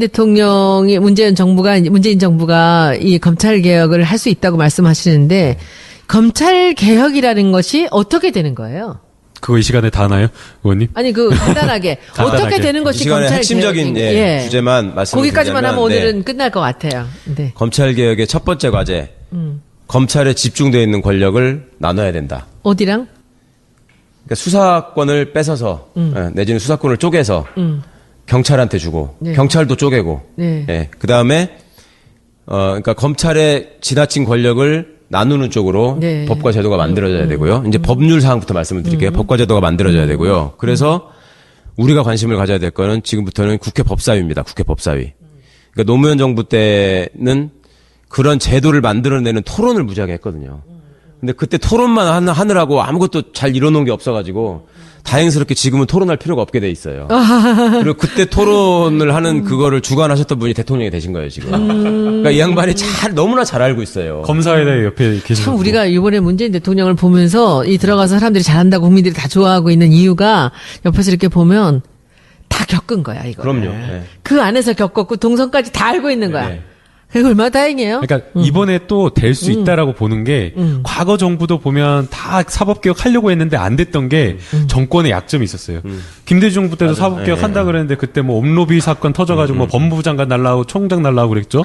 노무현 정부도 한다 그랬는데 그때 비자금 사건 대선 비자금 수사 때문에 사실은 검찰 개혁하기가 쉽지가 않은 그런 것들이 그때 있었는데 그 노무현 정부의 네. 대선 자금 수사 때 국민검사라는 말이 처음 생깁니다. 안대희 당시 대검 중수부장이 지금 박영수 특검처럼 국민들이 막 꽃다발을 보내고 개혁한다고 그러니까 하기가 어려운 그렇죠. 거죠. 근데 그러니까 밀어붙이기가 그런 문재인 대통령은 도덕적으로 흠결이 없기 때문에 약점 잡힐 게 없다고 없죠. 봐요. 예, 그래서 저는 가능할 거라고 봅니다. 자, 그러니까 일단 권한을 쪼개고 뺏는 게 중요하고요. 두 번째는 검사들이 그렇게 이상한 짓을 꺼리낌 없이 할 수 있는 이유가 뭐냐. 그거는 누구도 자기를 수사할 수 없다는 자신감이 있기 때문에 그런 거예요. 그러니까 노무현 대통령께서 예전에 아주 적합한 표현을 쓰셨는데 세상에 자기의 계좌를 보여주지 않는 유일한 조직이 딱 하나 있다. 검찰이다. 판사가 뇌물을 받아먹으면 검사가 수사를 해가지고 계좌를 열 수 있습니다. 그러니까 검사가 이제 계좌를 열려면 압수수색 영장을 청구하는데 판사가 영장을 발부를 안 해서 막을 수 있지 않느냐 이렇게 생각할 수 있잖아요. 근데 판사가 만약에 압수수색 영장을 청구했는데 발부를 안 하면 검찰은 언론을 이용하는 게 아주 체화되어 있고 발달되어 있기 때문에 바로 언론에다가 그걸 공개해버리면 법원이 작살이 납니다. 그러니까 그걸 못해요. 판사들은 소심하기도 하고 그리고 파편화되어 있고 그러니까 판사 계좌는 검사들이 얼마든지 까볼 수 있어요. 그런데 검사 계좌는 까볼 수가 없어요. 판사가 직접 영장을 발부할 수도 없고 경찰이 수사를 했다고 해봤자 검사한테 가가지고 영장을 청구해 주세요 하는데 검사가 싫어하면 그만이에요. 다른 검사가 수사를 해가지고 이거 영장 청구해야 되겠어 할 때 위에 있는 검사가 도장 안 찍어주면 그만이에요. 그러니까 노무현 대통령께서 지 계좌를 세상에 보여주지 않는 조직이 어딨냐. 그러면 그런 사람들이 뇌물을 받았을 때 어떻게 확인하냐. 그래서 공수처가 필요하다 이렇게 말씀하셨거든요. 그러니까 두 번째는 공수처입니다. 검찰이 두려워하는 조직이 있어야 된다. 그래서 나쁜 짓을 할 때 사람들이 검찰과 경찰을 늘 의식하고 사는 게 아니에요. 검찰과 경찰이 나한테 확 가깝게 다가올 때는 뭐냐면 내가 나쁜 짓을 했거나 나쁜 짓을 하고 싶거나 내 주변에서 나쁜 짓을 해가지고 거기 끌려간 사람이 있을 때 확 오거든요, 이게. 쉬운 거구나. 공수처는 검찰을 수사할 수 있는 곳이구나. 검찰이 겁먹을 수 있는 조직이 하나 지금은 있어요. 없었군요. 아니, 그런 근데 조직. 변호사님, 제가 그 국회 지난번에 법사위 그 회의록, 속기록을 보니까 다 찬성하는데 김진태 의원, 그러니까 당시에 이제 그 새누리당이죠. 새누리당 법사위 간사 김진태 의원이 반대하더라고요. 근데 왜 도대체 공수처를? 왜 반대하는 거예요, 거기는? 자유한국당. 예. 거기는 제가 그 말씀드렸잖아요. 이 대한민국의 구 세력의 뿌리는 군부하고 검찰에 있습니다. 왜냐하면 그게 구 세력을 지탱한 뿌리야. 육법당 제가 말씀드렸잖아요. 그러니까 이제 앞으로 추이를 보면 아시겠지만 언론개혁, 재벌개혁, 뭐 이런 것들, 종교개혁, 우리가 지금 과제들이 많잖아요. 그런 것들도 중요하지만 결국 마지막까지 저항하는 분야는 앞으로 두고 보십시오. 국방개혁하고 검찰개혁이에요. 왜냐하면 소위 말하는 적폐 세력의 뿌리가 거기 있기 때문에. 그런데 우리는 그냥 생각할 때 동등한 층위의 개혁이라고 생각하거든요. 그래서 순진하게 접근하는 면이 있어요. 야, 언론도 잘못한 게 많고 검찰도 잘못한 게 많고 군대도 잘못한 거 많잖아. 그거 다 바꿔야 될 거 아니야. 이렇게 그냥 단순하게 생각을 하는데 군과 검찰은 대한민국의 암흑시대를 이끌어온 두 축입니다. 그거를 1, 2년도 아니고 수십 년을 해먹었던 조직이에요. 그러니까 다른 정부 조직이 갖고 있던 어떤 관점과 역량하고 완전히 다른 조직입니다, 이거는. 그러니까 이거는 남다른 각오로 접근을 해야 되고, 다행히 검찰은 하늘이 김기춘과 우병우를 보내주셔가지고, 검찰이 무슨 짓을 할 수 있는가, 어디까지 망가질 수 있는가를 다 보여준 거예요, 이제. 그리고 국민들이 다 알아. 세상에 우리나라 국민들이 언제부터 민정비서관 이름을 알았냐고. 몰랐죠. 모르잖아요. 지금 민정비서관 이름을 그런 알아? 자리가 있는 줄도 몰랐습니다. 전두환 때 민정비서관 누군 줄 알아? 몰라요. 모르잖아요. 박근혜 민정비서관이 제일 유명해, 세계에서. 우병우. 그게 민정수석까지 된 거 아니에요. 그러니까 국민들 일반이 이제 검사라고 하는 거는 저렇게 하는 거구나. 그 다음에 더더욱 다행스러운 것이 이제 이거를 특검 마치고 특수본으로 보내놓으니까 하나도 제대로 수사를 안 하고 또 말아먹잖아요. 그러니까. 이런 상황이 됐는데도 불구하고. 그러고 나서 지들끼리 잘했다고 모여서 술 마시고 돈 봉투 돌리잖아요. 다 걸렸어. 종합 선물 세트가 딱 생긴 거예요, 국민들 입장에서는. 이 이상 어떻게 더 보여주냐고요. 야, 근데 그 마지막 과정들은 정말 너무하지 않았어요? 정말. 근데 저는 우병우를 안 잡으려고, 네네. 봐주려고. 너무 저는 드라마틱한 거예요, 이게. 근데 나중에도 제가 하여튼 말씀드릴 기회가 있으면 모르겠는데 군대를 보십시오, 군대. 이번에 이제 잠깐 보고를 누락했네 이런 걸로 시작했지만 아까도 제가 말씀드렸지만 지금도 계엄령이 떨어지면 기무사령관이 합수본부장이 돼가지고 검찰을 장악한다는 거 모르잖아요. 이게 더 심각하거든요, 지금.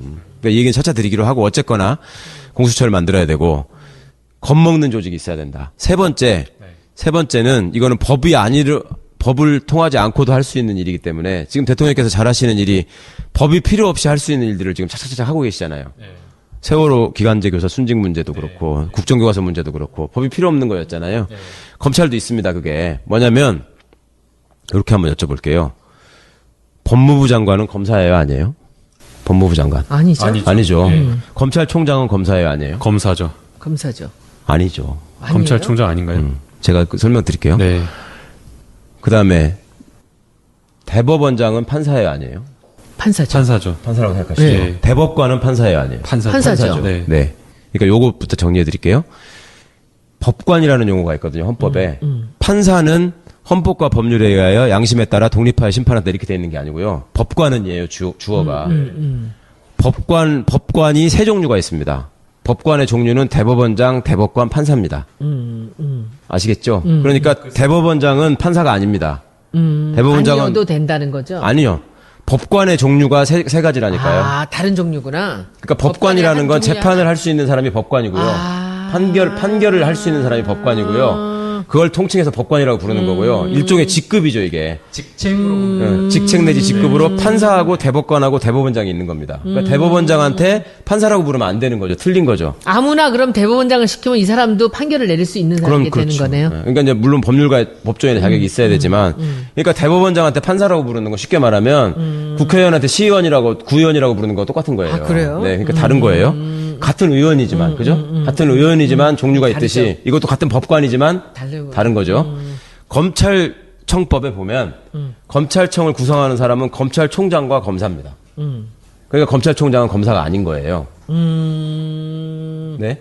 그러니까 이번에 그 돈봉투 얘기가 나오고 할 적에 또 이제 저기 뭡니까 그 세월호 사건 말아먹는 이런 게 나왔을 때 검찰국장이 뭐 대검 형사부장한테 전화하고 기획수정부장한테 전화하고 뭐 이런 얘기가 나왔을 때 불법이라고 했잖아요, 우리가. 그게 검찰청법에 보면은 법무부 장관이 검찰총장만을 지휘할 수 있다. 구체적 사건에 대해서는 그렇게 돼 있거든요, 법이. 그러니까 법무부 장관이 쉽게 말해서 지가 봐주고 싶은 사람이 있을 때, 야, 그 최강욱이는 좀 봐줘.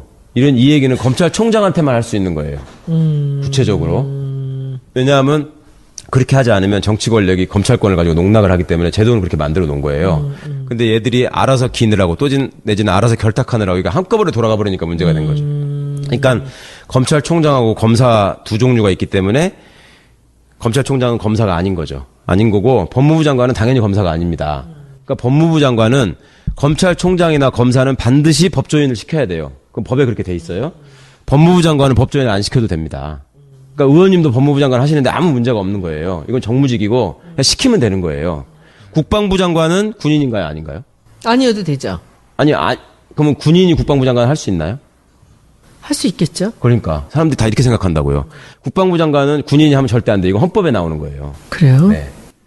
군인이 국방부 장관을 겸직하는 나라가 민주주의의 최고 후진국이라고 생각하시면 돼요. 군을 그러니까 문민 통제가 필요하다라는. 그러니까 군 출신이 와서 국방부 군 장관을 출신은 하는 거죠. 했기 때문에 현역 저희가- 군인이 아니란 얘기죠. 그러니까 네. 예. 미국 같은 경우에는 현역 군인이 국방부 장관이 되려면 옷 벗고 10년이 넘어야지 될 수 있고요. 우리나라는 이게 잘못돼 있어가지고 오전까지 합참의장이었던 사람이 오후에 취임식하고 국방부 장관이 되고 막 이랬었어요. 그러니까 국민들은 일반적으로 의식하기를 국방부 장관이 군인 중에 제일 높은 사람이다라고 생각을 해요. 근데 그렇지 않다고. 그러니까 이번에 보고 누락 문제 이런 얘기가 생기니까 한민구 국방부 장관을 군법으로 다스려라 이런 얘기가 나오는데 택도 없는 소리지. 그건 헌법 위반이에요. 한민구는 군인이 아니기 때문에 군법으로 다스릴 수가 없어. 적용되는 법률도 군법이 될까 말까도 궁금하지만 근데 이 말씀을 제가 왜 드렸냐면 법무부 장관이 검사가 아니라는 거는 굉장히 중요한 의미가 있습니다. 원래 그 의미는 뭐냐면 법무부 장관은 검찰 조직을 대표해가지고 검찰의 정책을 입안하고 검찰의 예산을 따오는 사람이 법무부 장관이 아니고요. 헌법과 정부조직법이 정한 법무부 장관의 역할은 뭐냐면 국민들의 선출로 민주적 정당성을 부여받은 대통령의 위임을 받아서 검찰을 통제하는 게 법무부 장관의 역할입니다.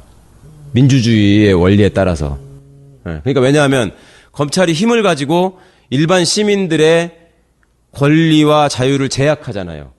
검사가 수사를 시작하거나 검사가 영장을 청구하거나 하면은 잡아 가둘 수 있잖아요, 사람을. 자, 그런 권한을 너네가 어디로부터 그게 부여받은 거냐? 이걸 따져보면 국민들이 뽑은 국회의원들이 만들어준 법의 범위 내에서 그 권한을 행사해야 되는 거잖아요. 그게 민주주의 국가거든요.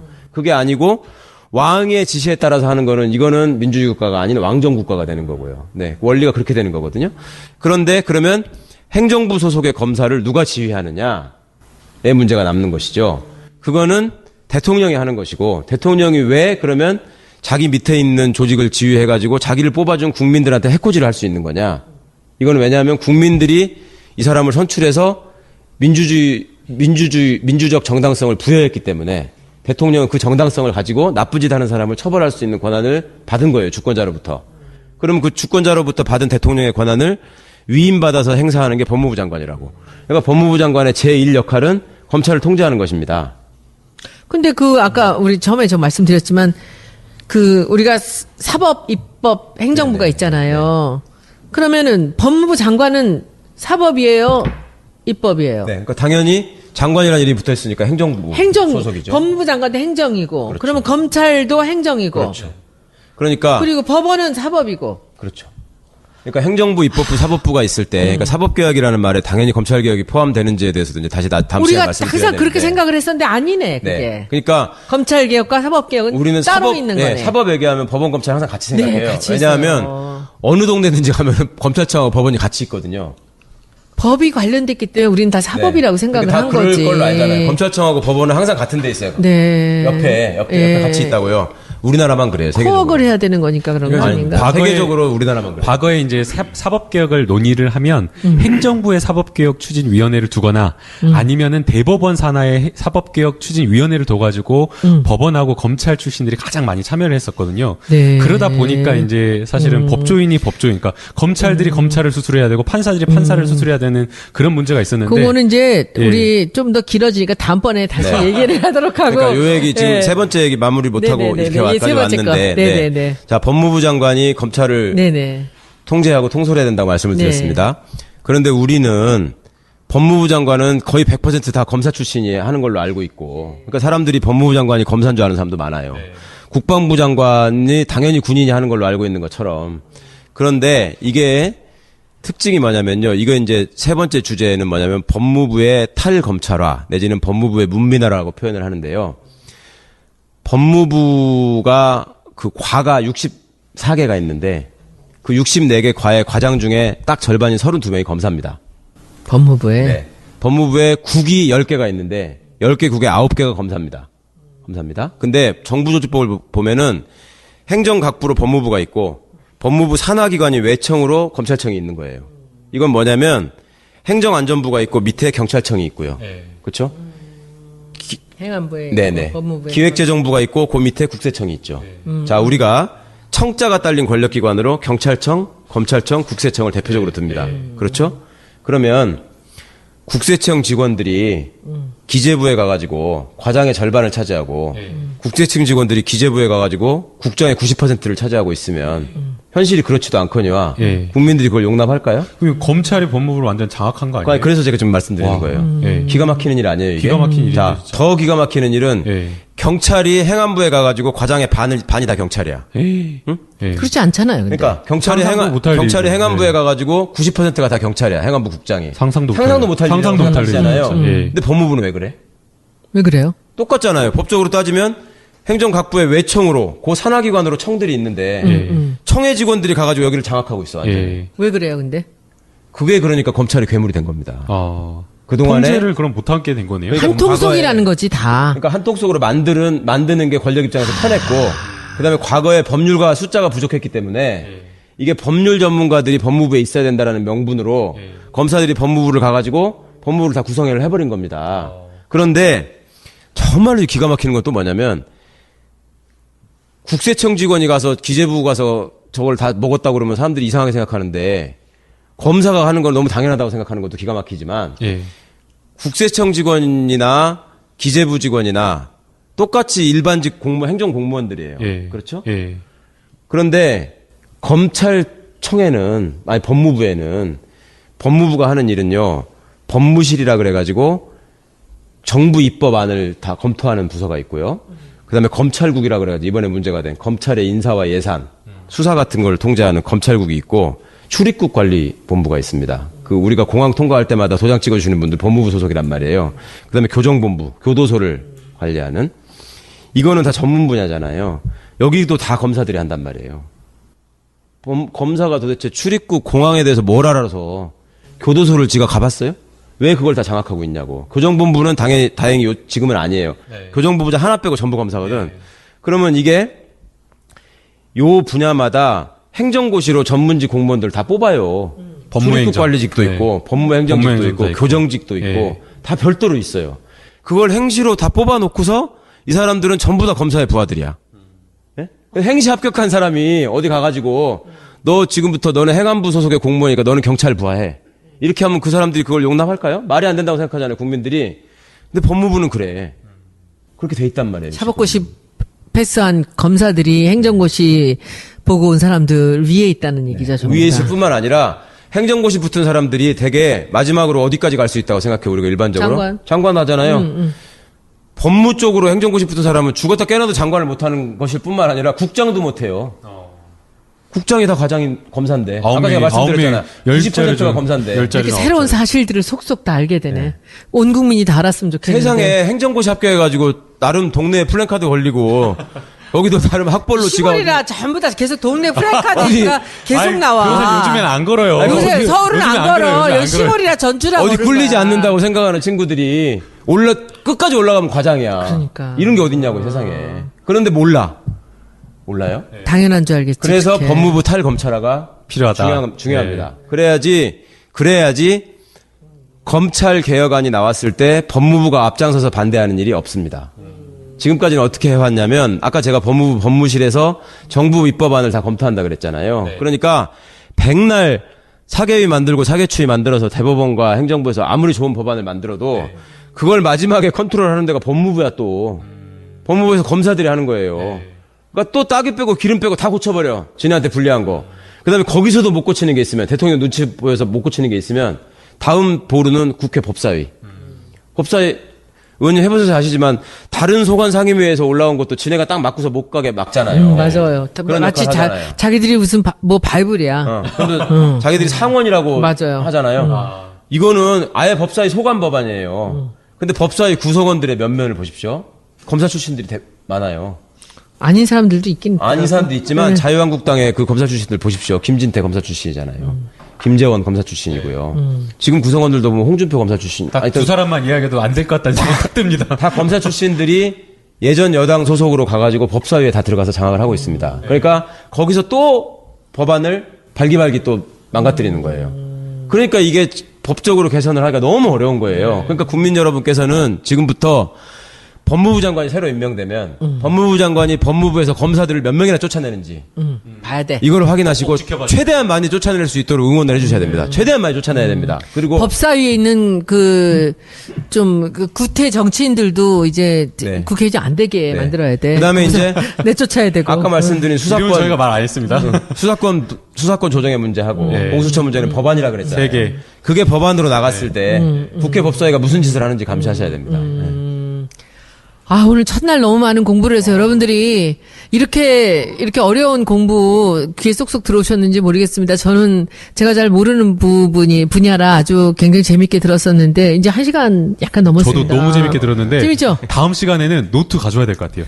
노트 가져와서 메모해야 될 것 노트에 같아요. 영상에 나오는데. 아, 그런가요? 네. 근데 정말 이렇게 어려운 얘기들, 이렇게 기나긴 이 적폐의 얘기를 이렇게 짧게 쉽게 말씀해 주신 이 최강 변호사님께 너무 감사드리고 다음번에는 우리 뭐 해주실 거예요? 공수처 하나요? 댓글로 여러분들께서 질문 사항이나 주제 네네. 남겨주시면 아우, 저희가 저런 반영하겠습니다. 깨알 같은 저 친절, 일단 친절남. 제가 시작하는 것만 시작하는 부분만 다음 회가 혹시 궁금하시라고 드라마처럼 말씀드릴게요. 오, 그 검사하고 판사 중에 뭐가 먼저 생겼을까요? 이걸 한번 생각해 보시고 다음 방송을 기다려 주시면. 그러니까 너 내가 누군 줄 알아 그래가지고 소장 책상 위에 올라가서 소변 보고 그런 사람이 아주 유명한 사람으로 현역 정치인이 있습니다 지금. 지금? 네. 그 누구도 생각하지 못할 굉장히 유명한 사람인데 그 짓을 해가지고. 우리 당은 아니겠죠? 네네. 신문에도 크게 나오고 그랬었는데도 불구하고 뭐 검사 되는데 전혀 문제가 없었고요. 아, 그래요? 네. 그러니까 그런 데서 오는 그 혜택이 내가 평검사일 때도 이런데 올라가면 뭐가 있을까라는 게 너무 간절하고, 그 다음에 위에 사람들이 또 밑에 사람들을 가르칠 적에, 상명하복이라는 것이 얼마나 중요한지를 계속 집중해서 가르치는 거예요. 왜냐하면, 검찰에서 어떤 사건을 처리할 적에 모든 사건을 다 이상하게 처리하고 말아먹는 건 아니에요. 그렇지 않겠어요? 기본적인 정의감이나 양심은 있거든요, 사람이 누구나. 그런데, 소위 말해서 권력이 개입되는 사건. 정치적인 사건. 그렇지. 네. 그 다음에 뭐 그 동네 유지가 개입돼가지고 누군가가 이렇게. 힘 있는 사람이 백을 있는 쓰는 사람, 사건. 돈 있는 사람. 이런 사건들이 일부 있단 말입니다. 네. 그러면 한번 생각해 보세요. 검사가 형사소송법상에 보면은 독립된 관청이잖아요. 네. 그러니까 검찰청의 장을 검사장이라고 부르는 거 아니에요.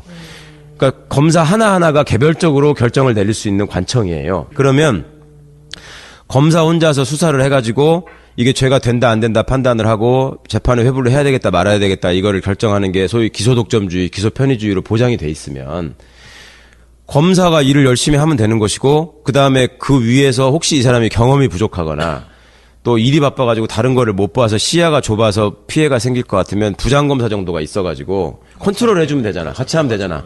근데 그 위에 차장검사, 검사장, 또 대검찰청의 간부들 이 사람들은 왜 있는 거예요? 그거 생각해 보셨어요? 그 사람들 왜 있을까? 그 사람들 직접 수사를 안 하거든요? 그런 사람들이 있어야 되는 이유는 솔직히 말하면 한 가지예요. 그런 미묘한 사건들에 개입해가지고 자기 방향으로 끌기 위해서 있는 거죠. 가장 최근의 걸 이야기하면요. 그 세월호 관련해서 123 정장을 업무상 과실치사로 기소를 하는데 이걸 4개월 동안 끌었대요. 근데 이 4개월 적용하지 마라. 네, 적용하지 말라. 근데 이 4개월 동안 끄는 동안 바로 이것을 어떤 제목으로 기소해야 되느냐 말아야 되느냐를 논의한 데가 바로 대검찰청에서. 그럼 그게 회의를 다 주재해가지고. 그렇게 그냥 층층 시야로 다 하나로 엮여 있는 거군요. 네, 피라미드로 쫙 있어가지고 그러니까 윗사람들이 볼 적에 그러니까 상명하복을 강조하고 검찰의 조직 문화, 그다음에 우리는 한 몸이다 이런 걸 강조하는 이유는 뭐냐면 그렇게 애매한 사건이 생겼을 때 자기 의사를 관철시키고 부탁을 해야 될 거 아닙니까? 솔직히 말해서 그 담당 검사한테. 그럼 부탁을 할 때 아닙니다. 이건 법이 이렇고 원칙이 이래서 이렇게 해야 되겠습니다. 이거는 검사의 고유 권한이고 제가 할 수 있는 일입니다. 이렇게 했을 때 원래 법에서 정하고 있는 건 뭐냐면 자, 그렇게 됐을 때 네가 생각하는 정의의 방향이 법이 정하고 헌법이 정하고 검찰이 정한 원칙과 맞지 않으니 그러면 너는 그 사건을 맡지 말고 다른 검사가 해라. 이게 검사 독립체의 원칙이거든. 근데 그렇게 써먹는 건 아니고 너 내 말을 안 들어? 그러면 다른 검사 시키면 되지. 그리고 그 검사가 자기 말을 잘 듣게 하려면 평소에 무슨 말을 해도 내 말을 잘 듣는 애로 만들어놔야 되는 거예요. 만들어놔야지. 네, 그러니까 예전에는 검사가 부장검사가 되면 반드시 필요한 게 뭐냐면 또 부장검사가 되기 전에 출세하는 검사가 되려면은 필요한 게 뭐냐면 스폰서였어요. 스폰서. 후배들을 통솔하고 장악하고 데리고 다니면서 술 먹이고 해가지고 내 사람으로 만드는 게 제일 좋잖아. 그래서 폭탄주니 뭐 이런 게 거기서 네, 룸사롱이니 이런 그렇습니다. 거. 어디 가서 이제 신임 검사가 가면은 자기 부장의 역량을 판단하는 기준이 우리 부장이 술 사준다고 데리고 나왔을 때 누가 나와서 돈을 내느냐. 그러니까 이제 동네 형님이 나와서 내는 사람이 있을 수 있고, 그렇죠? 들을수록 제일 더러워지네 점점 더. 그러니까 다 이런 그런 건 세상이 아닌데. 진짜 있었구나. 다 그런 건 아닌데 그랬었죠. 그러니까 그냥 변호사가 나와서 내는 경우가 있을 수 있고 동네 형님이 내는 사람이 있을 수 있고 어떤 사람은 삼성그룹의 전무가 나와서 내는 사람이 있을 수 있고 그게 말하자면 레베루지 레베루.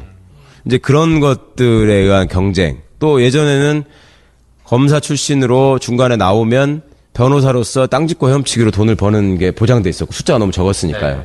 그리고 그걸 바탕으로 해서 정계로 진출해서 국회의원이 되거나 이런 것도 전혀 힘든 일이 아니었고 웬만하면 사람들이 경력에 검사가 있고 무슨 대학을 나왔다 뭐 말씀하신 것처럼 출세했다라고 보이는 애들이 더 큰 출세를 위해서 계속 목마르게 하는 걸 보면서 참 저도 이상하다고 생각했는데 첫 번째는 그겁니다. 그 안에서 누리는 혜택도 있지만 그 혜택의 수반에서 그 생기는 권력이 너무 많은 거예요. 생각보다.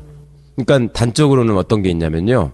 이건 제가 예전에 사법연수원 시절에 직접 겪은 일인데 변호사님은 최근이라서 잘 모르셨죠. 저는 그때 한 20년이 넘었으니까 연수원 2년차 때 그 지방 그러니까 법원 판사 15로 내려갔어요. 제 고향이 전주인데 96년도에 20년 넘었잖아요. 그때 딱 가니까요. 거기에 이제 그 법원장을 비롯해서 그 판사나 이런 분들이 그때 이제 15라고 부릅니다. 판사 15. 네. 시험 삼할 시자하고 이제 보조할 때 보자에서 이게 실무 수습을 하는 거예요.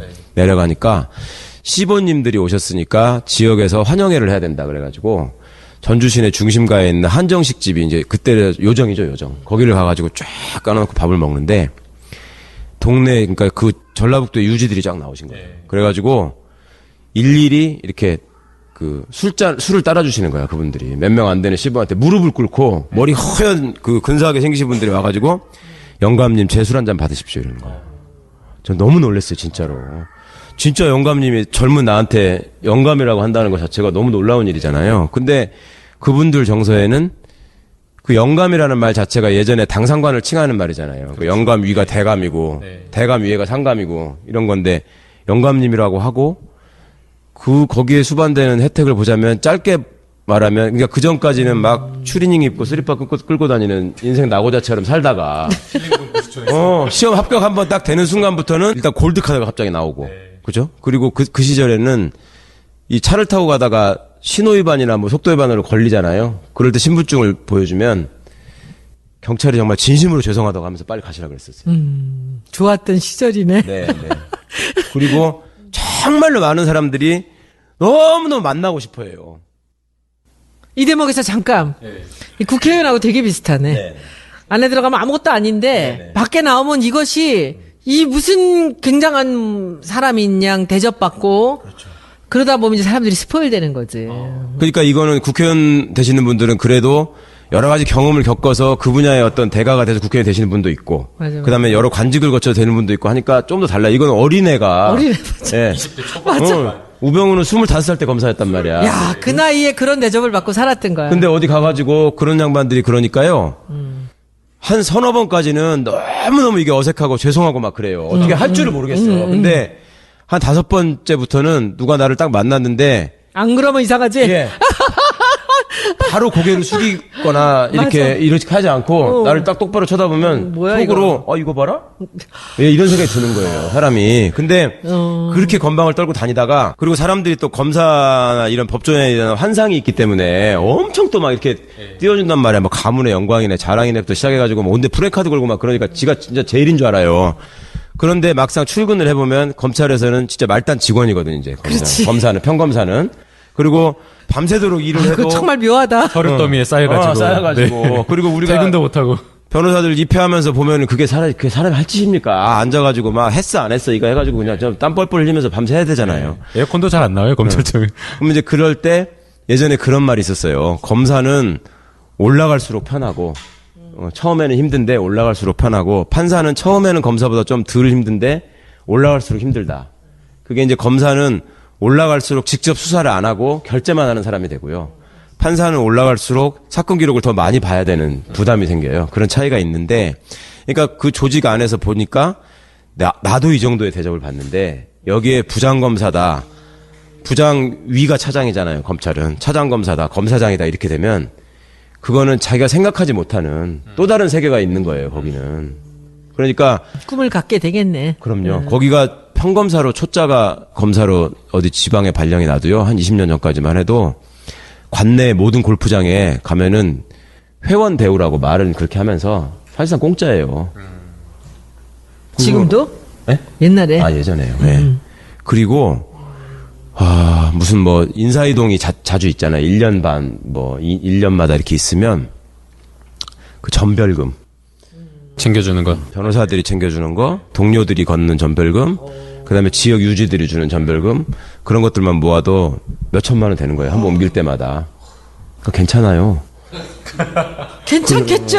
그리고 예전에는 사람들이 인권의식이나 뭐 이런 것들도 별로 없었기 때문에 그냥 막 검사는 어마어마한 사람이고 검찰청 가면 그냥 죽어야 되는 걸로 알아. 그리고 그때는 정말로 나빴던 게 경찰 대하는 거를 마치 옛날 무슨 양반이 노비 대하듯이 대했어요. 예전에 제 친구 검사도 물론이고 검찰 수사관들도 경찰을 경찰을 완전히 하급기관으로 생각을 했기 때문에 예전에 제 친구네 사촌 형이 하나 있었는데 이분이 경찰관이었거든요.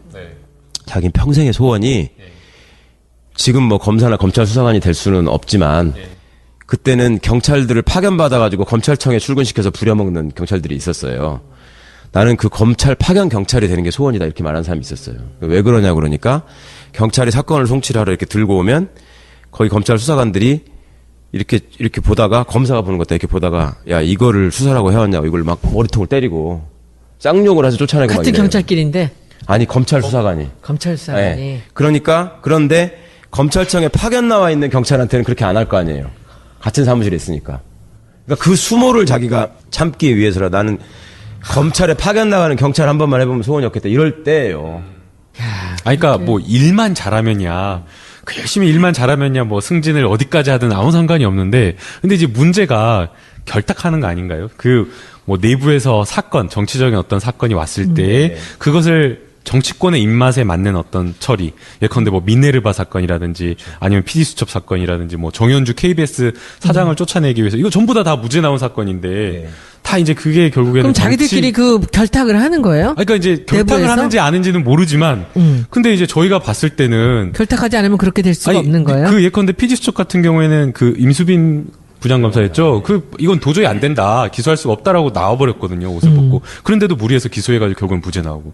이게 문제라고 생각하는데 그렇게 안 하면 승진을 못 하는 건가요? 변호사님도 그렇게 못하겠다 해갖고 옷 벗고 나오신 거 아니에요? 위계 질서가 그렇게 있는 거야, 상하 관계가? 그쵸. 말을 듣지 않으면 안 되는? 얘기 좀 한번 해보시죠. 네. 그러니까 그 분위기에 자연스럽게 젖어드는 거죠. 그러니까 요게 이제 요즘 조금 완화됐다고 말은 그렇지만 그 예전부터 검사 동일체 원칙이라고 예. 했었잖아요. 검사는 한 몸이다. 검찰총장을 정점으로 하는 피라미드 조직이고 이게 말을 안 들으면 이 사람한테 사건을 뺏어가지고 이 사람한테 주는 게 법적으로 보장돼 있었어요. 다른 검사한테 주는 게. 그럼 마피아네, 완전히. 네, 확실한 마피아죠. 그리고 거기에 이제 수반되는 혜택이라는 건 뭐가 있냐면 검사가 되면 많은 사람들이 사위를 삼고 싶어 했잖아요. 특히 한국 사회에서 돈 많이 갖고 권력 많이 갖는 사람들은 판사도 사위 삼고 싶어 했지. 근데 지금 보니까 판사는 아무것도 아닌 것 같아. 그런데 그때 당시에 세상을 잘 알고 이러는 사람들은 검사를 다 사위로 삼고 싶어 했어요. 예를 들면 힘이 있으니까. 그렇죠. 이명박이 사위가 검사 출신이잖아요. 그러니까 그 아는 사람들은 판사는 사실은 별게 아니라는 그러니까 왜냐하면 직접 나한테 위해를 갈 수가 없거든요. 판사가 판사는. 되기 더 어려운 거 아니었어요, 사실은? 뭐 그런 셈이긴 한데 네, 나중에 봐서는 아닌 거예요. 이게 돈을 보호하고 권력을 보호하기 위해서 판사는 거쳐야 될 단계가 너무 많은 건데 검사는 직접 그걸 다 할 수 있으니까. 아, 오늘 아주 굉장히 많은 것이 명확하게 드러나네. 그러니까 네. 이제 검사가 훨씬 그런 게 있는데 평검사일 때도 그런데 이제 부장이 되고 검사장이 되고 막 이러면 예전에는 그 지금은 그냥 검찰청에 있는 검사들이 누군지를 모르지만 예전에는 그 1호 검사, 2호 검사 이런 식으로 불렀거든요. 몇 명 검사가 안 되니까. 네. 그러면 그 검사들이 딱 나가면은 네. 정말로 뭐 경찰들 뭐 굽신거리는 건 뭐 일도 아니고 예전에 그래가지고 무슨 운동권 출신이 사법시험 붙어가지고 술 먹고 파출소 들어가가지고 파출소에서 행패 부리다가 경찰들이 제지를 하니.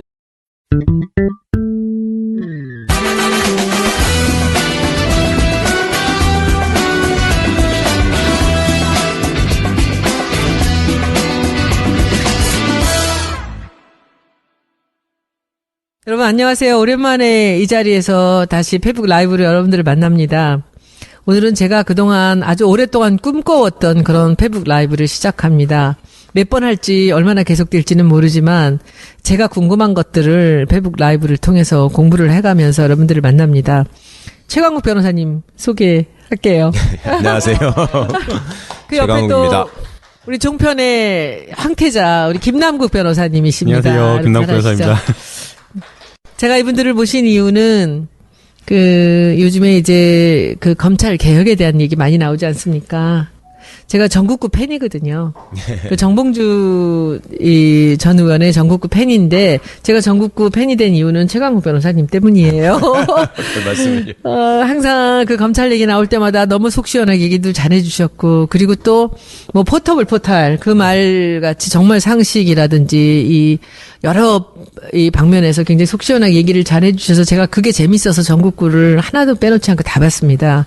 그래서 언젠가 이 검찰에 대해서 한번 최강욱 변호사님하고 얘기를 좀 해보고 싶다라는 생각을 해서 한번 말씀을 드리고 제가 언젠가 페북에 쓴 적이 있었을 겁니다. 최강욱 변호사님 모시고 검찰도 알아야 바꾼다. 이런 얘기들을 한 적이 있었는데 오늘이 바로 그날입니다. 그래서 오늘 모시고 이제 그 검찰에 대한 얘기를 들으려고 하는데 제가 너무나 아는 게 없습니다. 제가 정치만 모르는 것이 아니라 경제도 몰랐고 그리고 검찰은 더군다나 모릅니다. 그래서 오늘 김남국 변호사님을 제가 급히 수혈을 해서 함께 같이 이 전문적인 부분들은 함께 서로 질문하며 대답하며 그렇게 하려고 합니다. 오늘은 이 첫날인데 준비도 저는 아무것도 안 했습니다. 그 변호사님한테 제가 부탁을 드렸죠. 우리가 국민들한테 이 검찰이라는 조직이 저 하늘 위에 있는 조직 같고 담 밖에 있는 조직 같고 우린 전혀 알지 못하는 조직 같이 느껴졌습니다. 그런데 이 검찰이 좋지 않은 일로 벼랑과 국민 앞에 나타났어요. 개혁을 해야 된다는데 왜 개혁을 해야 되는지 이런 전반을 얘기하기에 앞서서 이 검찰에 대해서 얘기 좀 해주세요. 검찰 조직은 도대체 어떤 조직입니까? 네. 아유, 사실은 이거 시작하면서 제가 진짜 여러 가지로 어깨가 무거운데요. 마음도 무겁고. 왜냐하면 공 선생님께서 하시는 걸 제가 하나도 안 빼놓고 다 봤거든요. 근데 뭔가 공 선생님처럼 말씀을 똑부러지게 천천히 해야 된다는 생각도 들고, 공 선생님이야말로 정말 실무나 이론을 다 겸비하신 분인데 저는 그런 정도의 수준은 안 돼서 들으시는 분들이 좀 너무 실망하지 않을까 걱정은 하는데, 검찰이 오늘날 이렇게 그 부각되고 국민적인 관심사가 되게 한데 우병우 공이 제일 크죠, 뭐. 아, 그렇구나. 네. 그 우병우가 보여주는 모습으로 지금 어떻게 보면 검찰이 가지고 있는 모든 문제들이 집약돼 있다고 할 수 있고, 근데 그 우병우 같은 검사가 박근혜 시대에 갑자기 태어난 새로운 유형의 어떤 검사 내지는 검찰 출신의 인사가 아니라는 게 이제 우리나라의 비극이죠. 그러니까 이제 역사적으로 따져보면 그 원조들을 거슬러 올라갈 수 있는데, 제가 이제 이번에 무슨 권력과 검찰이라는 책을 하나 내면서 그런 얘기를 했습니다. 이제 검찰이 지금 괴물이 되고 말았는데 원조를 따져서 올라가 보면 신직수라는 분이 있고요. 맞아요. 신직수. 기억나요. 유신 시절에 진짜 유명했던 사람입니다. 신직수, 그다음에 김기춘, 그다음에 박철원, 우병우. 이렇게 이어지는 일종의 이제 계보가 있습니다. 계보. 악명이네. 네. 신직수라는 사람은 소위 출세의 관점에서 보자면은 30대에 검찰총장을 하고, 그 다음에 법무부 장관을 거쳐서 중앙정보부 장까지 한 사람이고요. 그 신직수가 키운 사람이 김기춘이고. 아, 그래요? 네. 김기춘이 젊은 나이에 발탁돼서 그렇게 승승장구할 수 있었던 거는 신직수가 없었으면 불가능한 일입니다. 그 다음에 이제 박철원이라는 인물은 5060의 소위 황태자라고 등장을 해가지고 일세를 풍미했던 사람이고, 죽을 뻔했던 김기춘을 또 살려준 사람이기도 하고요. 박철원 씨가. 그 다음에 우병우 같은 사람은 이제 박철원이 맹활약을 하던 시절에 대학 시절을 보내면서 나도 얼른 자라서 박철원 같은 사람이 될 거야. 이런 꿈을 길러서 결국은 박철원보다 더 심한 사람이 되고만 그런 불행. 근데 잠깐. 제가 보기에 그 검찰이란 조직이 좀 층층시야로 그 계보라든지 그 이 기라든지 이런 게 굉장히 중요한 그런 조직 아닙니까? 그렇죠. 네. 그런데 어떻게 그렇게 젊은 사람들이 발탁이 되고 그런 사람들이 그렇게 바로 이렇게 승승장구하고 그러죠? 그러니까 어떻게 그게 이제 따져보면 체라는 게 있나요? 그렇게 올라가서? 아니요, 그게 아니라 이승만 정부 정권 때만 해도요, 검찰이 이렇게 세지 않았어요. 이승만 정권 때는 경찰이 훨씬 셌습니다. 그래가지고 그렇지. 이승만 정권 때는 경찰서 형사과장이 검사가 마음에 안 든다고 저걸 암살하라고 지시할 정도로 경찰이 셌었거든요. 예. 그런데 이제 그 박정희가 쿠데타를 하고 나서 이 사람이 무력으로 사실은 중앙정보부와 군을 통해서 어떤 압박을 할 수 있지만, 그런 독재 정권일수록 치장이 필요하잖아요. 치장이. 그거는 합법성을 가장하는 것. 그러니까 정통성이 없는 정권일수록 합법성을 가장하고 싶어 하니까 그 상황에서 대한 법률가가 필요했던 것이고, 그 다음에 이제 차례적으로 우리나라에서는 과거급제에 대한 환상이 있기 때문에 일제시대 때부터 고등문관시험 뭐 이래가지고 고시 합격자 이러면 사람들이 대단한 사람으로 일단 쳐주는 그게 있었습니다. 그러니까 박정희 입장에서는 군인이 무슨 짓을 했다 이런 거에 대해서 이제 우리나라 사람들이 옛날부터 좀 문관을 무관보다 우대하는 이런 생각이 있잖아요. 근데 자기가 이제 정통성도 없이 쿠데타로 정권을 잡다 보니 자기 입장에서는 소위 문관 중에서 사람들한테 제일 인정받는, 출세했다고 인정받는 센 놈을 내 밑에 두면 자기가 가장 높은 자리에 서는 거잖아요. 그런 차원에서 사람을 찾다 보니 신직수라는 분이 그 박정희 씨가 사단장을 할 때 자기 법무참모였어요. 그 사람을 데려다가 그대로 검찰총장도 시키고. 눈에 들어오는 말 잘 듣는 사람이 있었구나. 그렇습니다. 똑똑하고. 네. 근데 그때는 쿠데타 이후에는 30대 사람들이 막 다 이거저거 할 때잖아요. 김종필 씨도 그때 30몇 살밖에 안 됐고. 그러니까 네. 자기들 나이대에 맞춰서 한 거구나. 그 그렇습니다. 사람을 예, 발탁을 한 거죠. 그러니까 신직수라는 사람도 30몇 살 때 검찰총장을 하는 게 당시에는 별로 어색하지 않았던 거예요. 그런데 이제 그게 그 정도에서 끝나지 않고 박정희 정권이 뭐 20년 가까이 유지되다 보니까 이 사람들도 그 시간만큼 쭉 해먹은 거죠. 쭉쭉쭉 승진한 거고요. 그러면 이제 그 밑에서 그걸 바라보던 사람들은 이제 첫 번째 목표가 소위 말하는 소년등과 그러니까 일찍 붙어야 된다. 그다음에 두 번째가 무슨 눈에 들어야지. 이거 다관왕 응? 무슨 나는 여러 가지 사시도 하고 행시도 하고 뭐 외시됐다 뭐 외시도 이런 거 합격한 있잖아요. 거, 예. 그런 걸 또 대단한 걸로 그런 게 생각하고. 인정을 받았나요? 그렇었죠. 다관왕이? 옛날에는 그런 거 하나만 딱 내세우면 국회의원 무조건 됐잖아요. 한 서너 번씩. 그거 내세우는 분들 진짜 많았습니다. 최근에는 고승덕 씨가 있지만 과거에도 무슨 뭐 수석 합격이다, 최연소 합격이다 이런 거보다 고시 3관왕 이런 걸 훨씬 쳐줬어요. 그러니까 이제 그런 것들이 먹히던 시대다 보니까 그 시절에는 시험을 일찍 합격하고 가능하면 일찍 합격해서 왜 마부라는 영화 있잖아요, 의원님. 마부. 예전에 김성호 씨가 알아요, 주연했던 알아요. 마부. 그 명작 영화의 끝장면이 뭐예요? 그 큰아들이 고시 합격해가지고 서로 뿌듯하게 이렇게 딱 가면서 끝나잖아요. 그게 그 시대의 정서잖아요. 사람들의 말하자면 희망의 사다리. 아니, 근데 출세로 가는 꽃길. 그 변호사님 방금 출세에 대한 꽃길 말씀하셨는데 궁금한 게 도대체 이제 그냥 일반 사람들이 봤을 때는 검사만 돼도 어마어마한 자리에 간 거잖아요. 근데 뭐 시대가 바뀐다고 하더라도 그 사람들이 도대체 왜 그렇게 승진에 목매는 것인지 사실 뭐 승진하려고 뭐 결탁하고 정치하고 그러는 거 아닌가요? 도대체 왜 검사들이 그 안에 들어가면 그렇게 승진에 목매는 건지 저 같은 경우는 공직에 있어 본 적이 없어서 맞아요. 그 이해를 할 수 없어요. 예. 그렇죠. 그런 것도 이제, 그러니까, 시민의 입장에서 볼 때는 일단 저게 검사다, 판사다 이렇게 하면 그냥 그걸로 쳐주잖아요. 너는 그래서 출세한 사람이냐 아니냐 하면 출세한 사람으로 치거든요. 그래서 제가 어디 가가지고 대중강연 할 때마다 출세라는 말의 의미가 정확히 뭔지 아십니까? 이런 걸 물어보거든요. 그러니까 이제 그냥 사람들이 볼 때는 고시만 합격해도 출세했다라고 옛날에 많이 그랬거든요. 네. 근데 변호사님